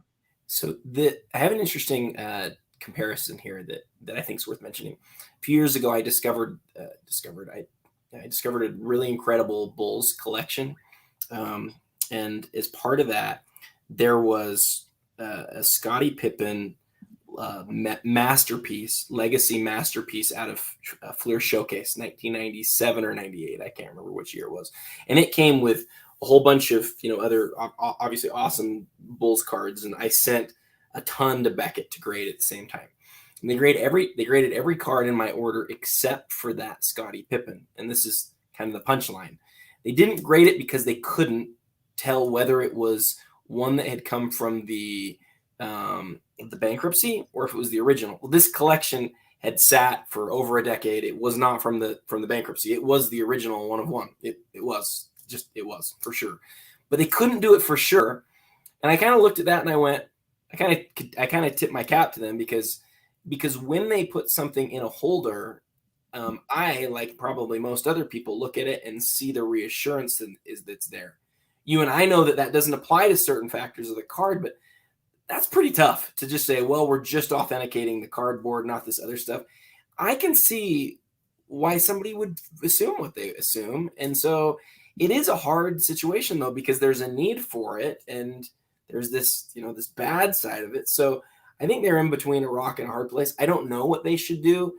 I think what you just said, Jeremy, is probably the best, where you say, like, there should be something somewhere that indicates that the autographs and the patches in many cases aren't being graded.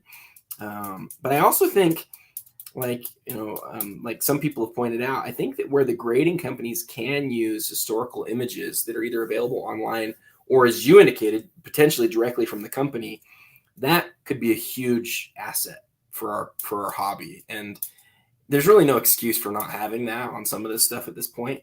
So I'd like to see that. Yeah, to me, it comes down to the manufacturers. I think the responsibility lies with them. I've felt that for 15 years or so.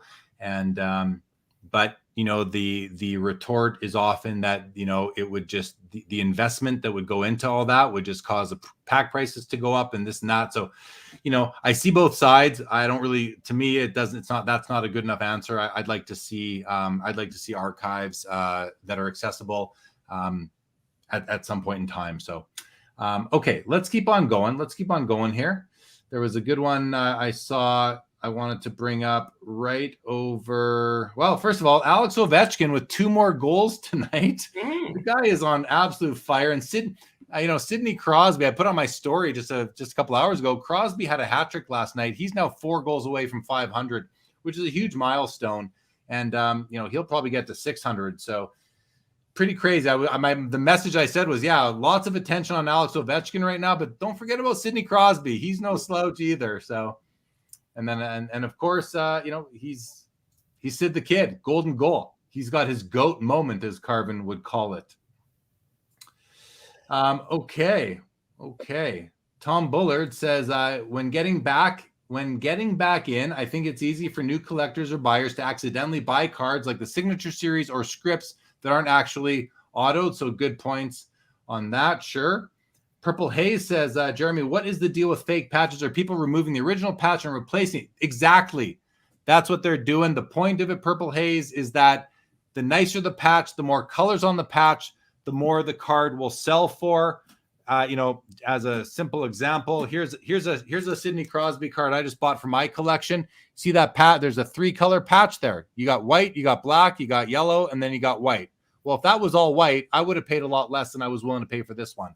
So people can it's not, I've never done it. I don't know how to do it, but people have figured out how to remove that patch, that little patch there, and put in a nicer one without any signs that they were ever there. So can I jump in and say, like, just do yourself a favor, go buy a really cheap, get a cheap jersey card and try to pull it out, and then try to figure out what it would take to put it back in. And that will teach you sort of what the bad guys, what the deceptive people are trying to do. Now, fortunately, most people in the hobby at this point kind of get it, right? They know what's going on. Here's a Stockton card that I have just kind of sitting by my computer.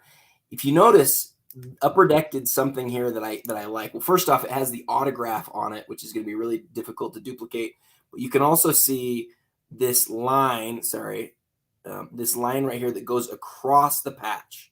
That makes it more difficult to swap out, to pull straight out, and to put it back in. And so when you're buying, some autograph patches, it's good to look for that, because I've seen things like this swapped out, but it's going to be a lot harder to swap something like that out than some other cards where it's simply like pulling it up and putting in something else that's nicer. Yeah, I mean that whole commentary I agree with. However, the one sort of caveat is that implies, and this is going to sound crazy to people, but that implies that they're taking the patch out through the top. Yeah. But which I know, well, how else could they do it? Well, I don't know, but cards are put together with glues. There are different layers and there are glues. So, I mean, I don't want to say anything that's going to give people ideas on how to do fraud, but I don't know that that's the only way to switch out a patch. In any event, good point. It's not good. I don't like it. And I don't think anybody does. It's too bad that we have these bad actors in our hobby. And let's try and flush them out as best as we can. PSA Slab Guy says, Jeremy, are you rooting for Ovechkin to break the record? Personally, I don't want him to. That's a great question, PSA Slab Guy. A really good question, because on the one hand, I don't want him to. I want Gretzky's record to live into eternity. On the other hand, I think it's great for the sport. I think it's great for the hobby. And I like Alex Ovechkin. I'm not going to lie. I like the guy from what I know. I've never met him, but from what I've seen, I like Alex Ovechkin. I'm okay with him breaking the record. Wayne himself is okay with with Ovechkin breaking his record. So I'm going to go with yes.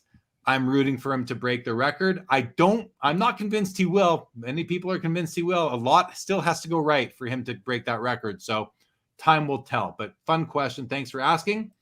My buddy Mike at Eastridge says, didn't Panini at one point put a sticker on memorabilia that you could see if you shined light through the card? I believe so. I believe there was something underneath the patch, between the patch and the card, that if you put a black light on or something, you would see. He says, I believe 13-14 era. I believe you are correct, Mike. But funny enough, nobody really knows about it. Like if you were around in 13-14, you saw the article about it, you know about it, but it's very vague and we don't hear anything about it anymore. So not enough publicity on that. I would opine.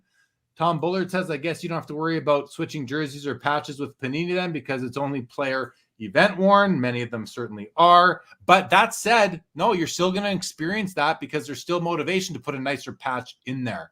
So Alf says, depends if you have Ovi RCs. I got everybody's RCs. So I got Gretzky's RCs and Ovi's RCs. So it doesn't depend on that for me. T-Dot says, I don't want him to break the record either, but when a 36-year-old leads the league in goals, you got to give him credit 100%. Tony Sin, welcome to the show. Lets us all know Ovi all day, smoking wife too. Very good, very good. See you later, Brian Basketballs. Thank you for joining tonight. As always, good to see you. And we're at the end of the comments. So, I mean, listen, we're an hour and a half, Adam. We're at the end, where we usually end these things. Listen, if the chat wants to keep on putting in questions and comments, I'm good to keep going for another half hour or so, as long as Adam is. Half hour sounds great for me. I mentioned that prism question earlier. We were going to look at the gold prisms. You pulled them up, but then we had a million things come up. So I'm guessing you probably forgot that. Totally. Well, as always, I always want to pump BCF as much as I can. So I always take an opportunity to do that. Well, we've got it going in the ticker here, guys. It's almost better if I pump it for you, Adam. Don't you think? Can I just show off the centerfold? I just had Sean mentioned this. And by the way, just so everybody knows, I do help Adam promote the magazine. I believe in the magazine. We have it right along the bottom here, bcfmag.com. But I want everybody to know there's no affiliate here. I don't take any commission on whatever. I want Adam to build his business with this magazine. So Alf Gaudette saying, what's in Adam's magazines right there. So there's an opportunity, Adam. Take 60 seconds and pump. Well, Alf, I'm here to tell you. So BCF is a monthly magazine for basketball card fanatics. And we started printing, believe it or not, Jeremy, we started printing 12 issues ago. You can see we've got 11 up right now, and 12 will go to the printer on Monday. So we've got a year now. This is the most recent copy. See, it's super glossy and it's awesome. I love it. It's about collectors content, right? It's for collectors by collectors. And when we say that, it really is. It's not all about prices. There's very little about prices. It's mostly about helping people to be happier, smarter collectors. But the other part of it that's really cool is my partner in it, who's Black Griffin Cards on Instagram. He's an amazing designer. And so, we've had, I think, about 40 people, maybe 45 people at this point, write for the magazine and do interviews and things like that for the magazine. But most of the design, all of the design is done by Black Griffin Cards. And this in our most recent issue is our centerfold, and it is the top 75 players and each of their rookie cards in the centerfold. And I've had, I don't know, probably a dozen people reach out to me and just say, this is so cool. I was looking for a cool list or a cool way to commemorate it. And if you want to look through there and think about, ways that you could collect the top 75, the magazine does a fantastic job of that. So the magazine, if you order a year, you're going to get 12 issues for basically $10 each. It's a monthly mail day. It costs about that much for us to print and ship them. So without sponsors like PWCC, we actually couldn't continue to do the magazine. So grateful to PWCC for their help and for our other sponsors and for all of you who order it and make it possible, because I know that a lot of people are out there who are enjoying it. So Jeremy, thanks for the maybe a little bit more than 60 seconds. You bet, man. No, I believe in the magazine. I think it's a beautiful publication, and I hope to see it in many more LCSs as the months go by. So keep on doing what you're doing. I know you got a lot of support. It's a great magazine. I mean, lots of I get the digital version and I read it, and it's good stuff. Okay, Albert Jones says, is it common for a star player to sit at the end of the bench like Ovechkin?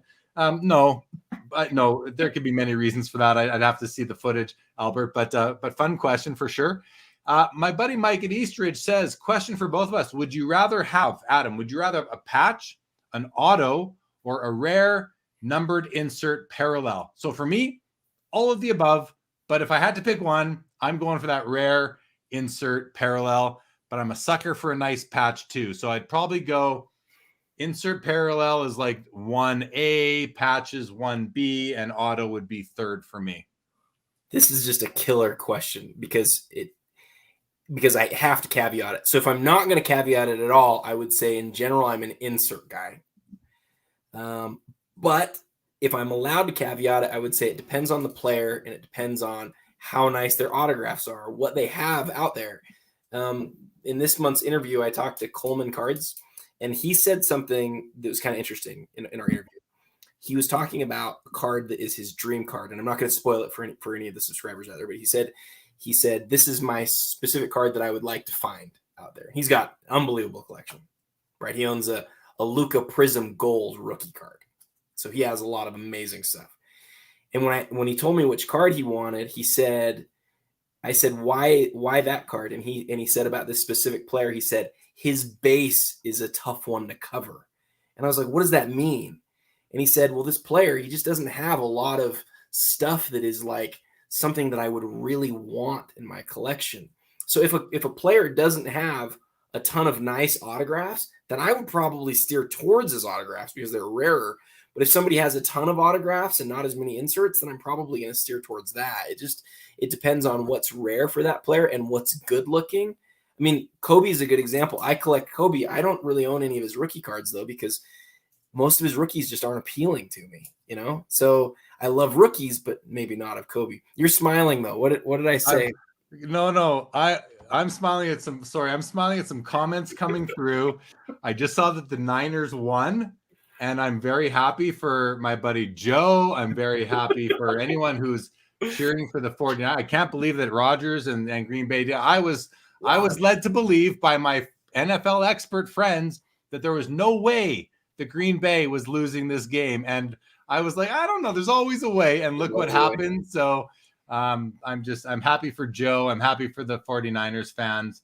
And but there was also another comment that made me laugh, which was right here. Alf Gaudet says, so Jeremy, when's your hockey magazine coming out? LOL, you have so much time. Alf knows I don't have much time. And that's a good question. Adam, when's my hockey magazine coming out?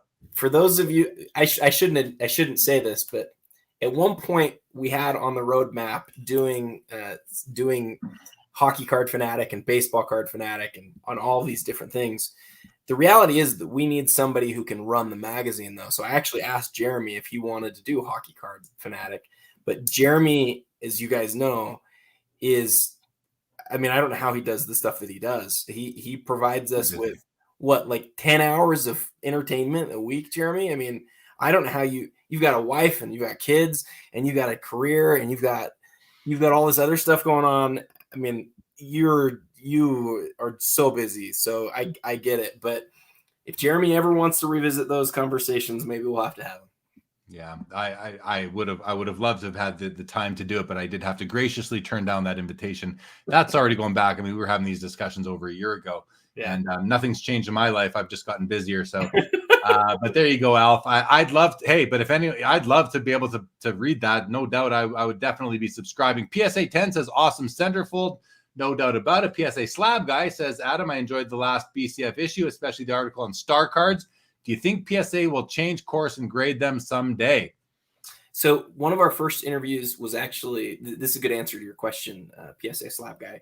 One of our first interviews was with Nat. And then we got to interview Nat right after he was part of the group that purchased PSA. And I asked him about how he felt about the Jordan rookie situation. And I just love Nat. He was so blunt. He's like, I don't even like the 86 clear card. And I was like, why? And I don't want to put words in his mouth. But he liked the star card more. And it was clear to me that, like, and he's a collector, right? Like he'll tell you how he feels. So, I think that if he has anything to say about it, I'm just guessing here, I think he would love to see it. The question is whether, the company can feel really, truly comfortable with it. And as you read in that star article from our last issue, there are people who feel like you can get completely comfortable with whether a star is legit or not. There are some questions as to trimming on star cards. Some of them are, I think, a little bit sized, cut a little bit smaller. So there's some other issues there, but that's my long way of saying I think there are people who are in power who would like to see that happen, but they have to feel comfortable that they can do it accurately. Yeah, exactly. There's a guy out there. His name is, I haven't met him. His name is Steve Taft, and he's known, I think he worked for Star back in the day. He's known as the expert on it. So I believe that any change in policy would have to go sort of, he'd be involved in the assessment or the or the authentication of some of those cards. So Adam, Daniel Busby wants to know if he can pay month to month on a subscription. Yeah, you can do a monthly subscription. Just buy the first one, and then what I tell people is, buy the first one, wait till you get it, and then if you decide that you like it, then just keep letting that $12 a month roll over. That's how the website's set up, bcfmag.com. You get a little bit of a break if you do a year at a time, but $12 isn't, it's not nothing. For some people, it's a lot of money. So I would, make sure that it's worth it. But I think most people, almost everybody who's gotten it has renewed. Very few people get it and they're like, oh, this isn't worth my $12. So give try it on a trial. Try it on trial and see if you want to keep going. Then you can go for a full year. AO Rhino says LeBron sits at the end of the bench all the time. Daniel joins late and says, perhaps you already touched on it, but that is an awful PSA 8.5 Gretzky rookie, very blurry and not very good centering. We touched on it, Daniel. We touched on it, and I got offended. We touched on it, and we're definitely in agreement. Last second field goal. D wins chips. Jerry Rice, football goat. I can get behind that. Junk Wax Investor, is BCF magazine available in Canada, Adam? Yes.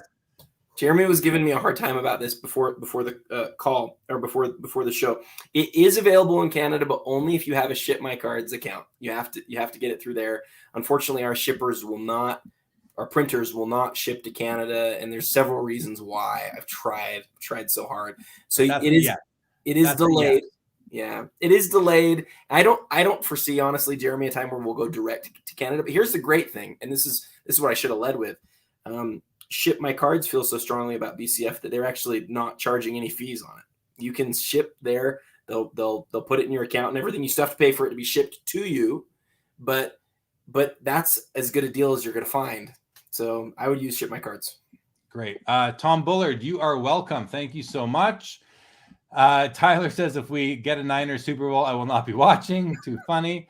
Aaron Rodgers heading to Pittsburgh. Albert Jones says, but PSA are authenticators. How are they not comfortable? Well, I have an easy answer to that, Albert Jones. You can be an authenticator of diamonds, but maybe not rubies. So you're not going to authenticate the rubies because you don't know enough about them.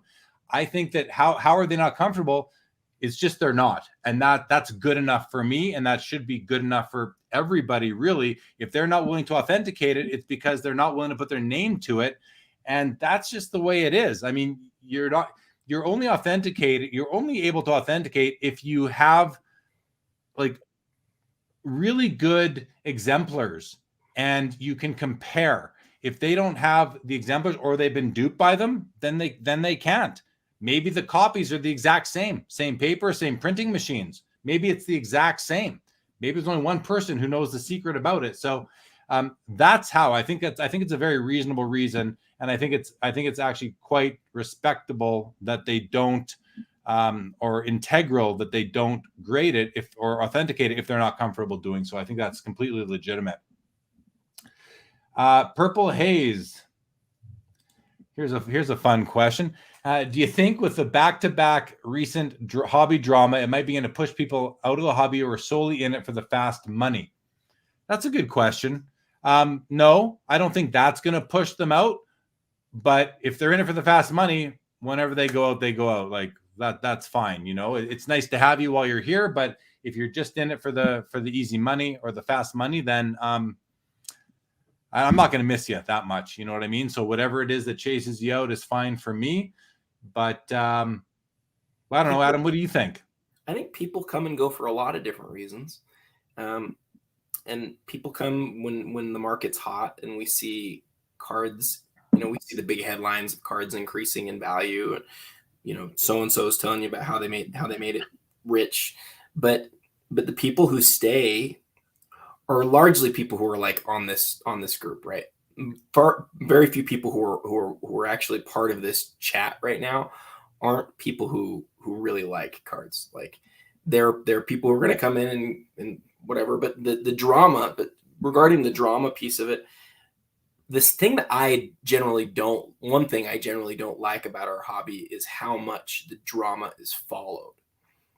I am very deliberate in not feeding it because I care about the cards. I care about the community. I care about the things that I think make the hobby great.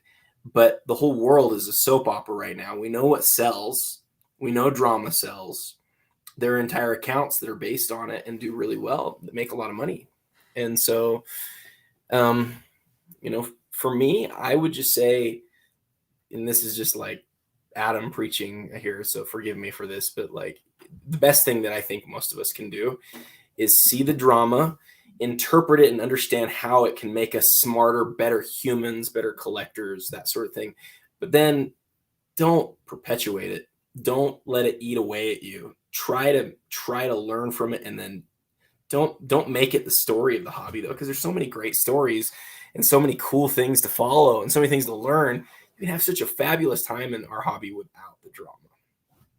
Purple Haze agrees, says less drama, more cards. PSA Slab Guy says, my main question is, how does BGS feel confident grading star, but PSA doesn't? I just don't understand that. And we can't understand that because we don't work there and we don't know what they know. We don't know what information they've been privy to. So it's very fair that it's very fair, and it's very fair that we don't understand that because I don't have a great understanding of it either. No, PSA Slab Guy doesn't, you don't, and nothing wrong with that. Albert Jones says, fine Fine, LOL. I'll just say one more thing about that. When you're an authenticator, you get to choose what you are willing to authenticate. That is your prerogative. So I will support that.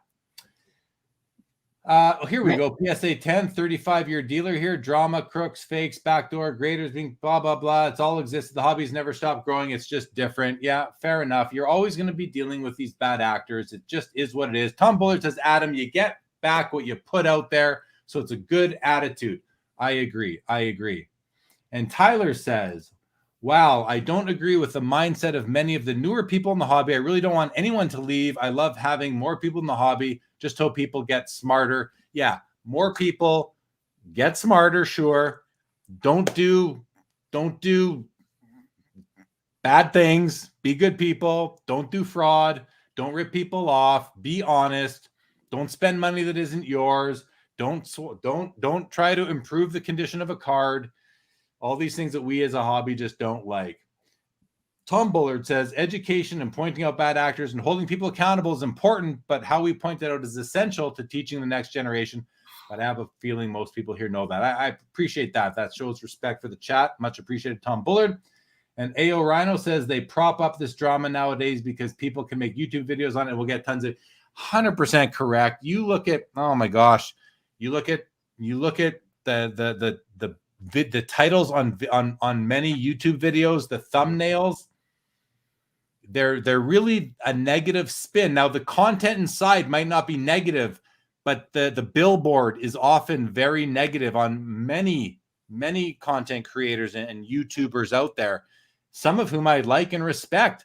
But then I see that, I'm kind of just why'd you do that? Why'd you have to lead with that title? You know, like you're just clickbaiting, and I'm not a fan of it.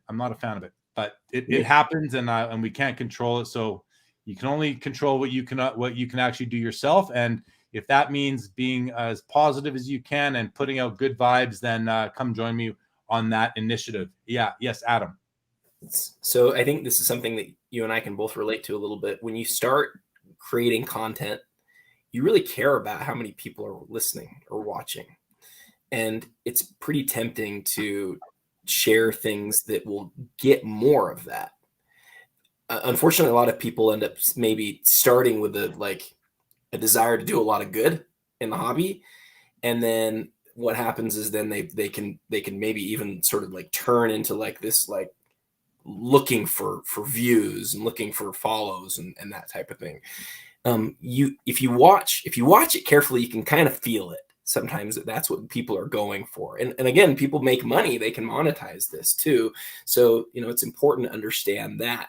The thing that I would really just caution everybody to do is listen carefully to when people talk and what they're talking about, and ask, what is their motivation here? And sometimes you can feel when people really just care. At least I feel like you can. What do you think? Do you think, Jeremy, that, have you ever, like, this is the question I'm getting after.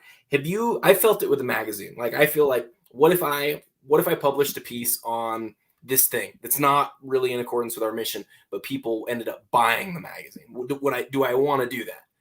I've been tempted by that, but I haven't ever given into that temptation. At least with the magazine, I haven't. Do you feel that sometimes? Like, do you feel like there's a pull to talk about things that might draw more eyeballs, or do you know, is that not ever a temptation? I mean, not for me. I feel that there are enough, that area of content is so competitive, and it's not where my interest lies.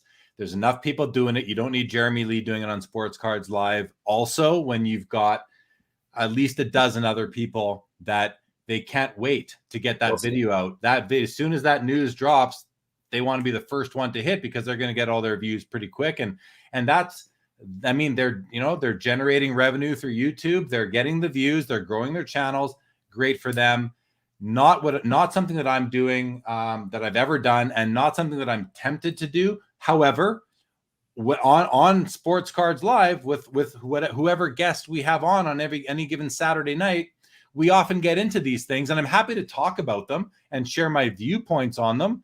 But it's not something that I'm out there advertising or pumping or just shouting out there with these loud YouTube thumbnails or, billboard type of things. Now, I think there's a need for that information to be out there so people can be on alert for what pitfalls there are, what risks there are in the hobby.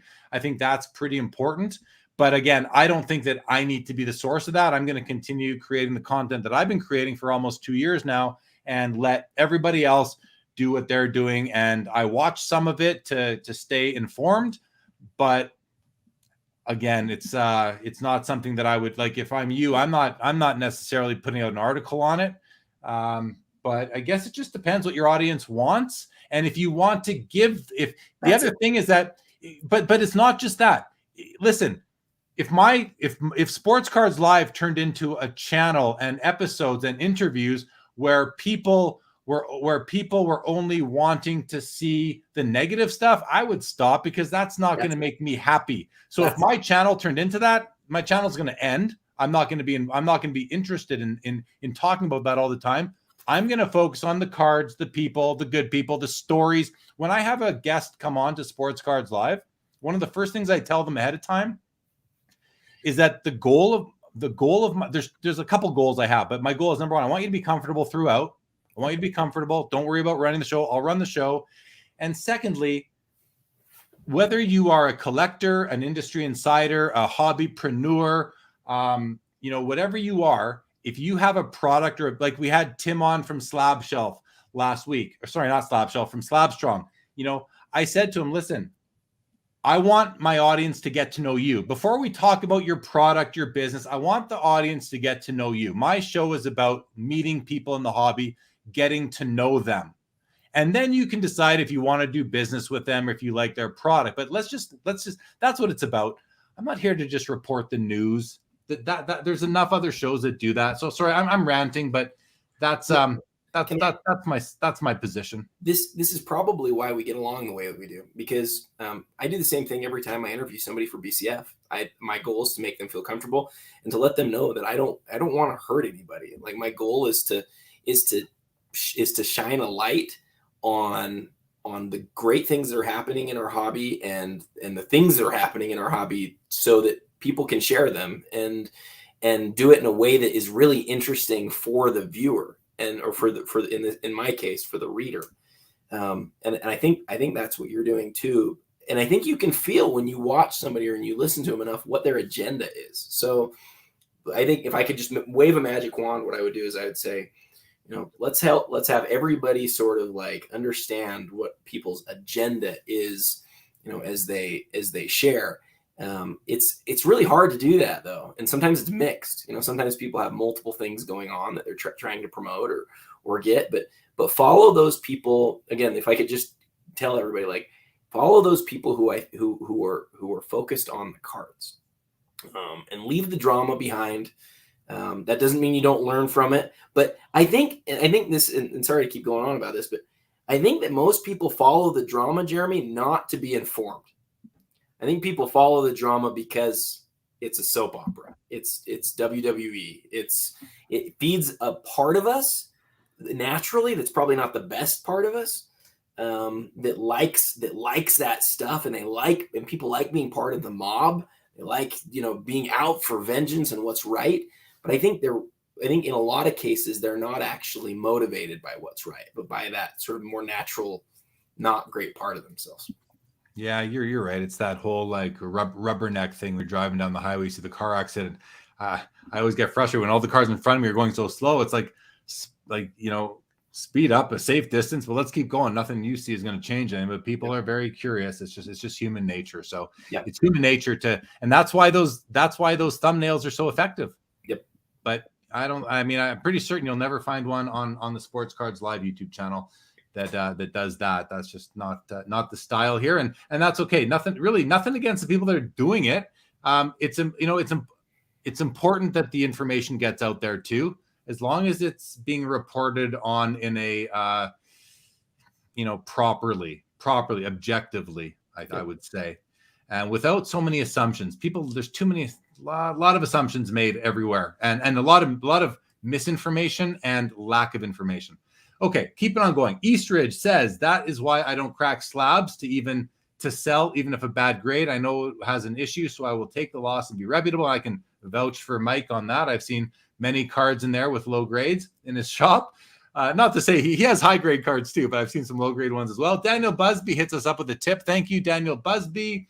Says this should be a paid show. Jeremy and Adam, amazing. Thank you very much, Daniel Busby. Really appreciate the feedback.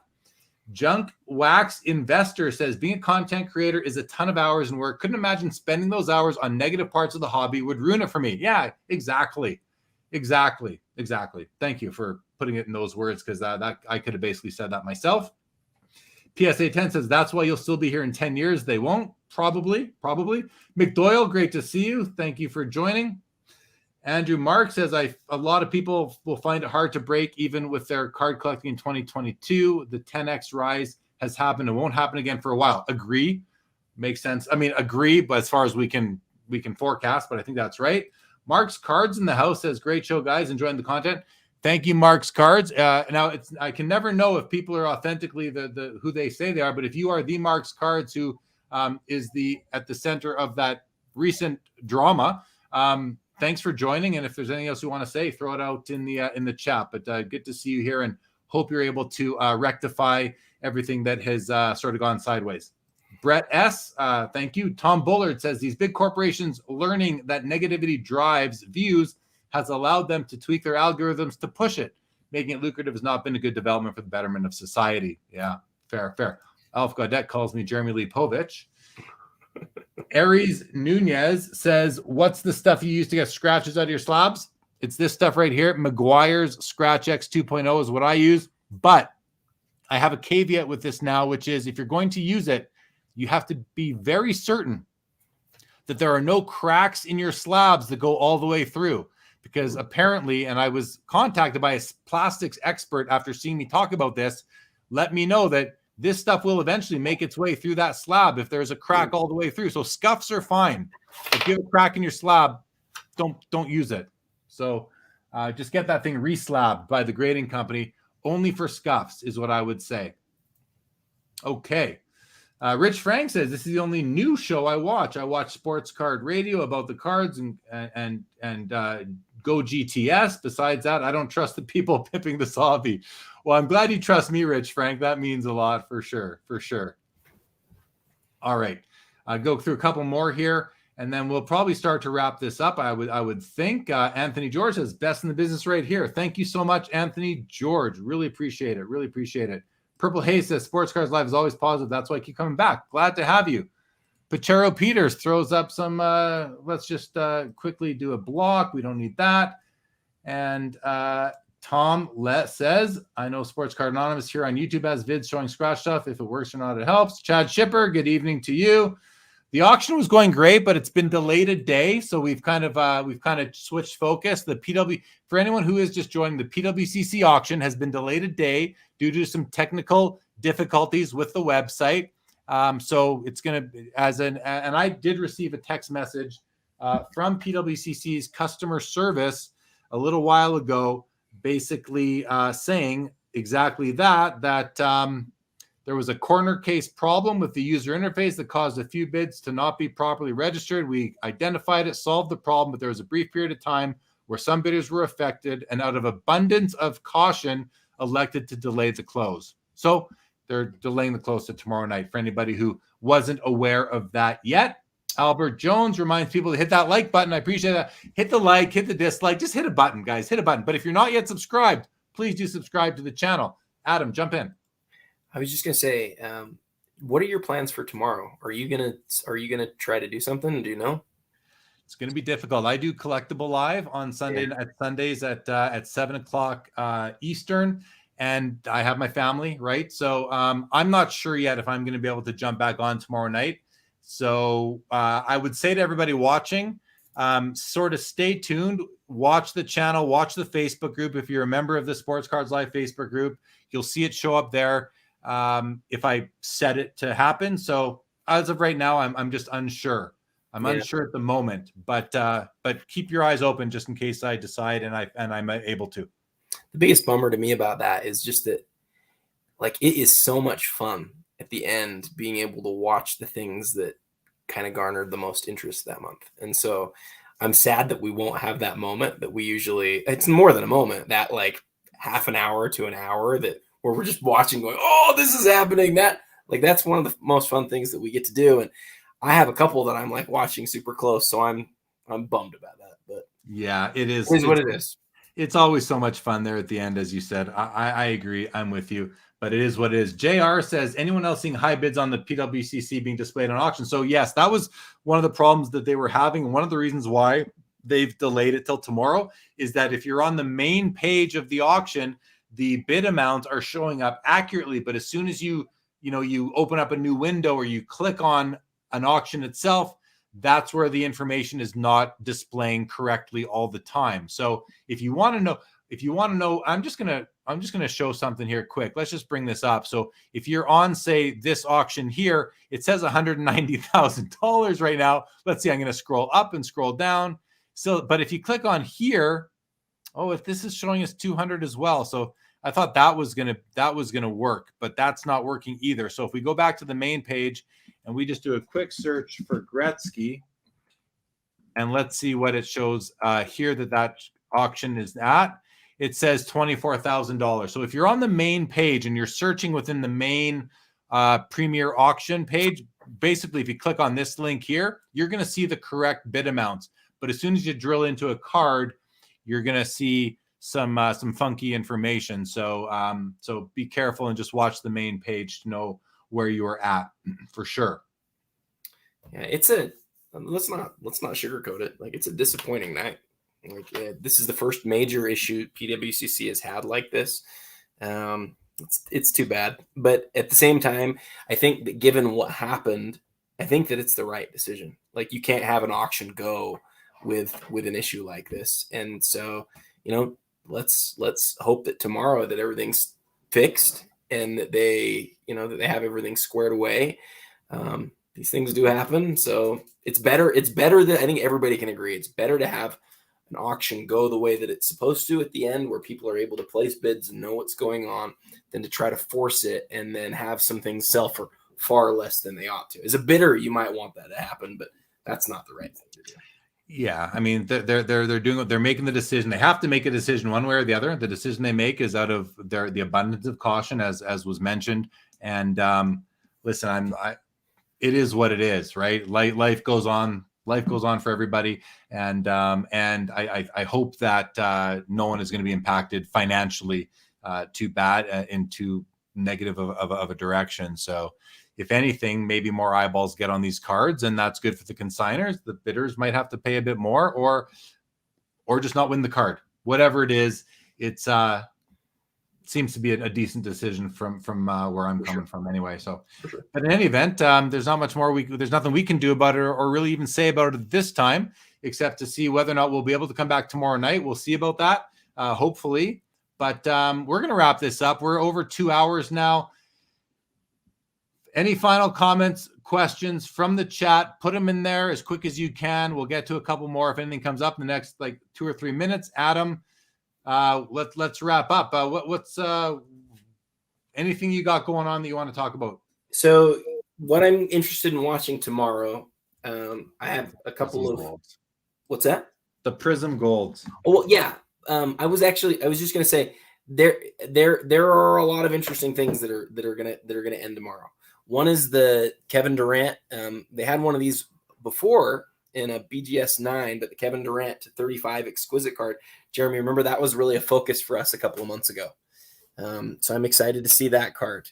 The Jordan autograph jersey from 98 is a really interesting card. It's not numbered. I don't know why it's not numbered, but that might provide one that sells, because it's not numbered, it might sell for a lot more, and it's still the first autographed Bulls jersey, which is awesome. For me, though, the gold prisms are really interesting, and I'll highlight a couple of them real quick because they're all here in this search that you just looked at. The Trae Young is interesting because 2018 is such an iconic, important year, and Trae Young is just a really interesting player. Numbered to 10, it's already over $100,000. This is a huge Trae Young sale, so we'll see what it ends up going for. But what's really interesting to me is how that card will compare to the other three big basketball Prism Golds that are up. And those are a LeBron James that we already talked about. This one here, this flashback. That's right. So this is the retro that somebody was mentioning. I can't remember. I think it was Birds on the Bat mentioned that some of these retros are selling for maybe as much as a 2012. Again, this isn't anywhere near what a 2012 sells for, but it is potentially huge money. We'll see what it does tomorrow. There's another LeBron famous recent gold that sold for quite a bit of money too. And so, how's that going to compare to the Trae Young? How's this Embiid going to compare? Embiid is like, he's competing for an MVP right now. He's amazing, but he also doesn't have the same sort of following. He's a big.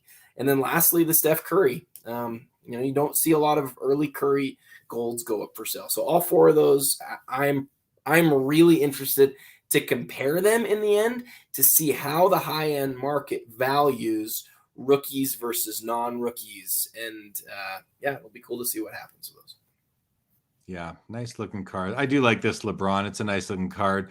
But the fact that for me that it's like 17 years into his career, I can't see the justification of the dollar value. But hey, it doesn't matter what I think. Like, there's, as I said earlier, there are just not enough Prism Golds out of 10 available to satisfy the appetite of the hobby. So this Trae is a cool one to watch too. Yeah. Would you rather have the LeBron 2012 flashback, which is this one, or the one that sold recently with the Kobe tribute dunk?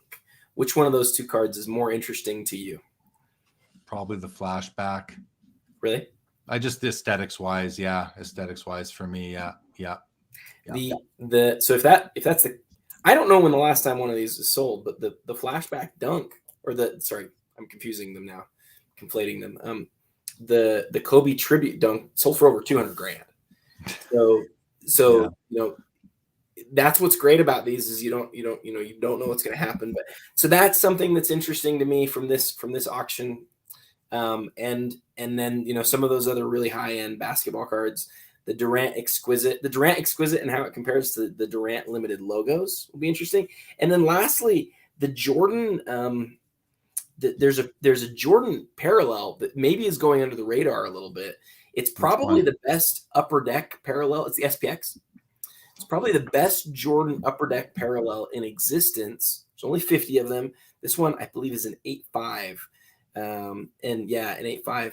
And it's not, when I say under the radar, it's, out the door $50,000 right now. So it's not cheap, but similar Jordans in terms of rarity from the same year are a lot more money.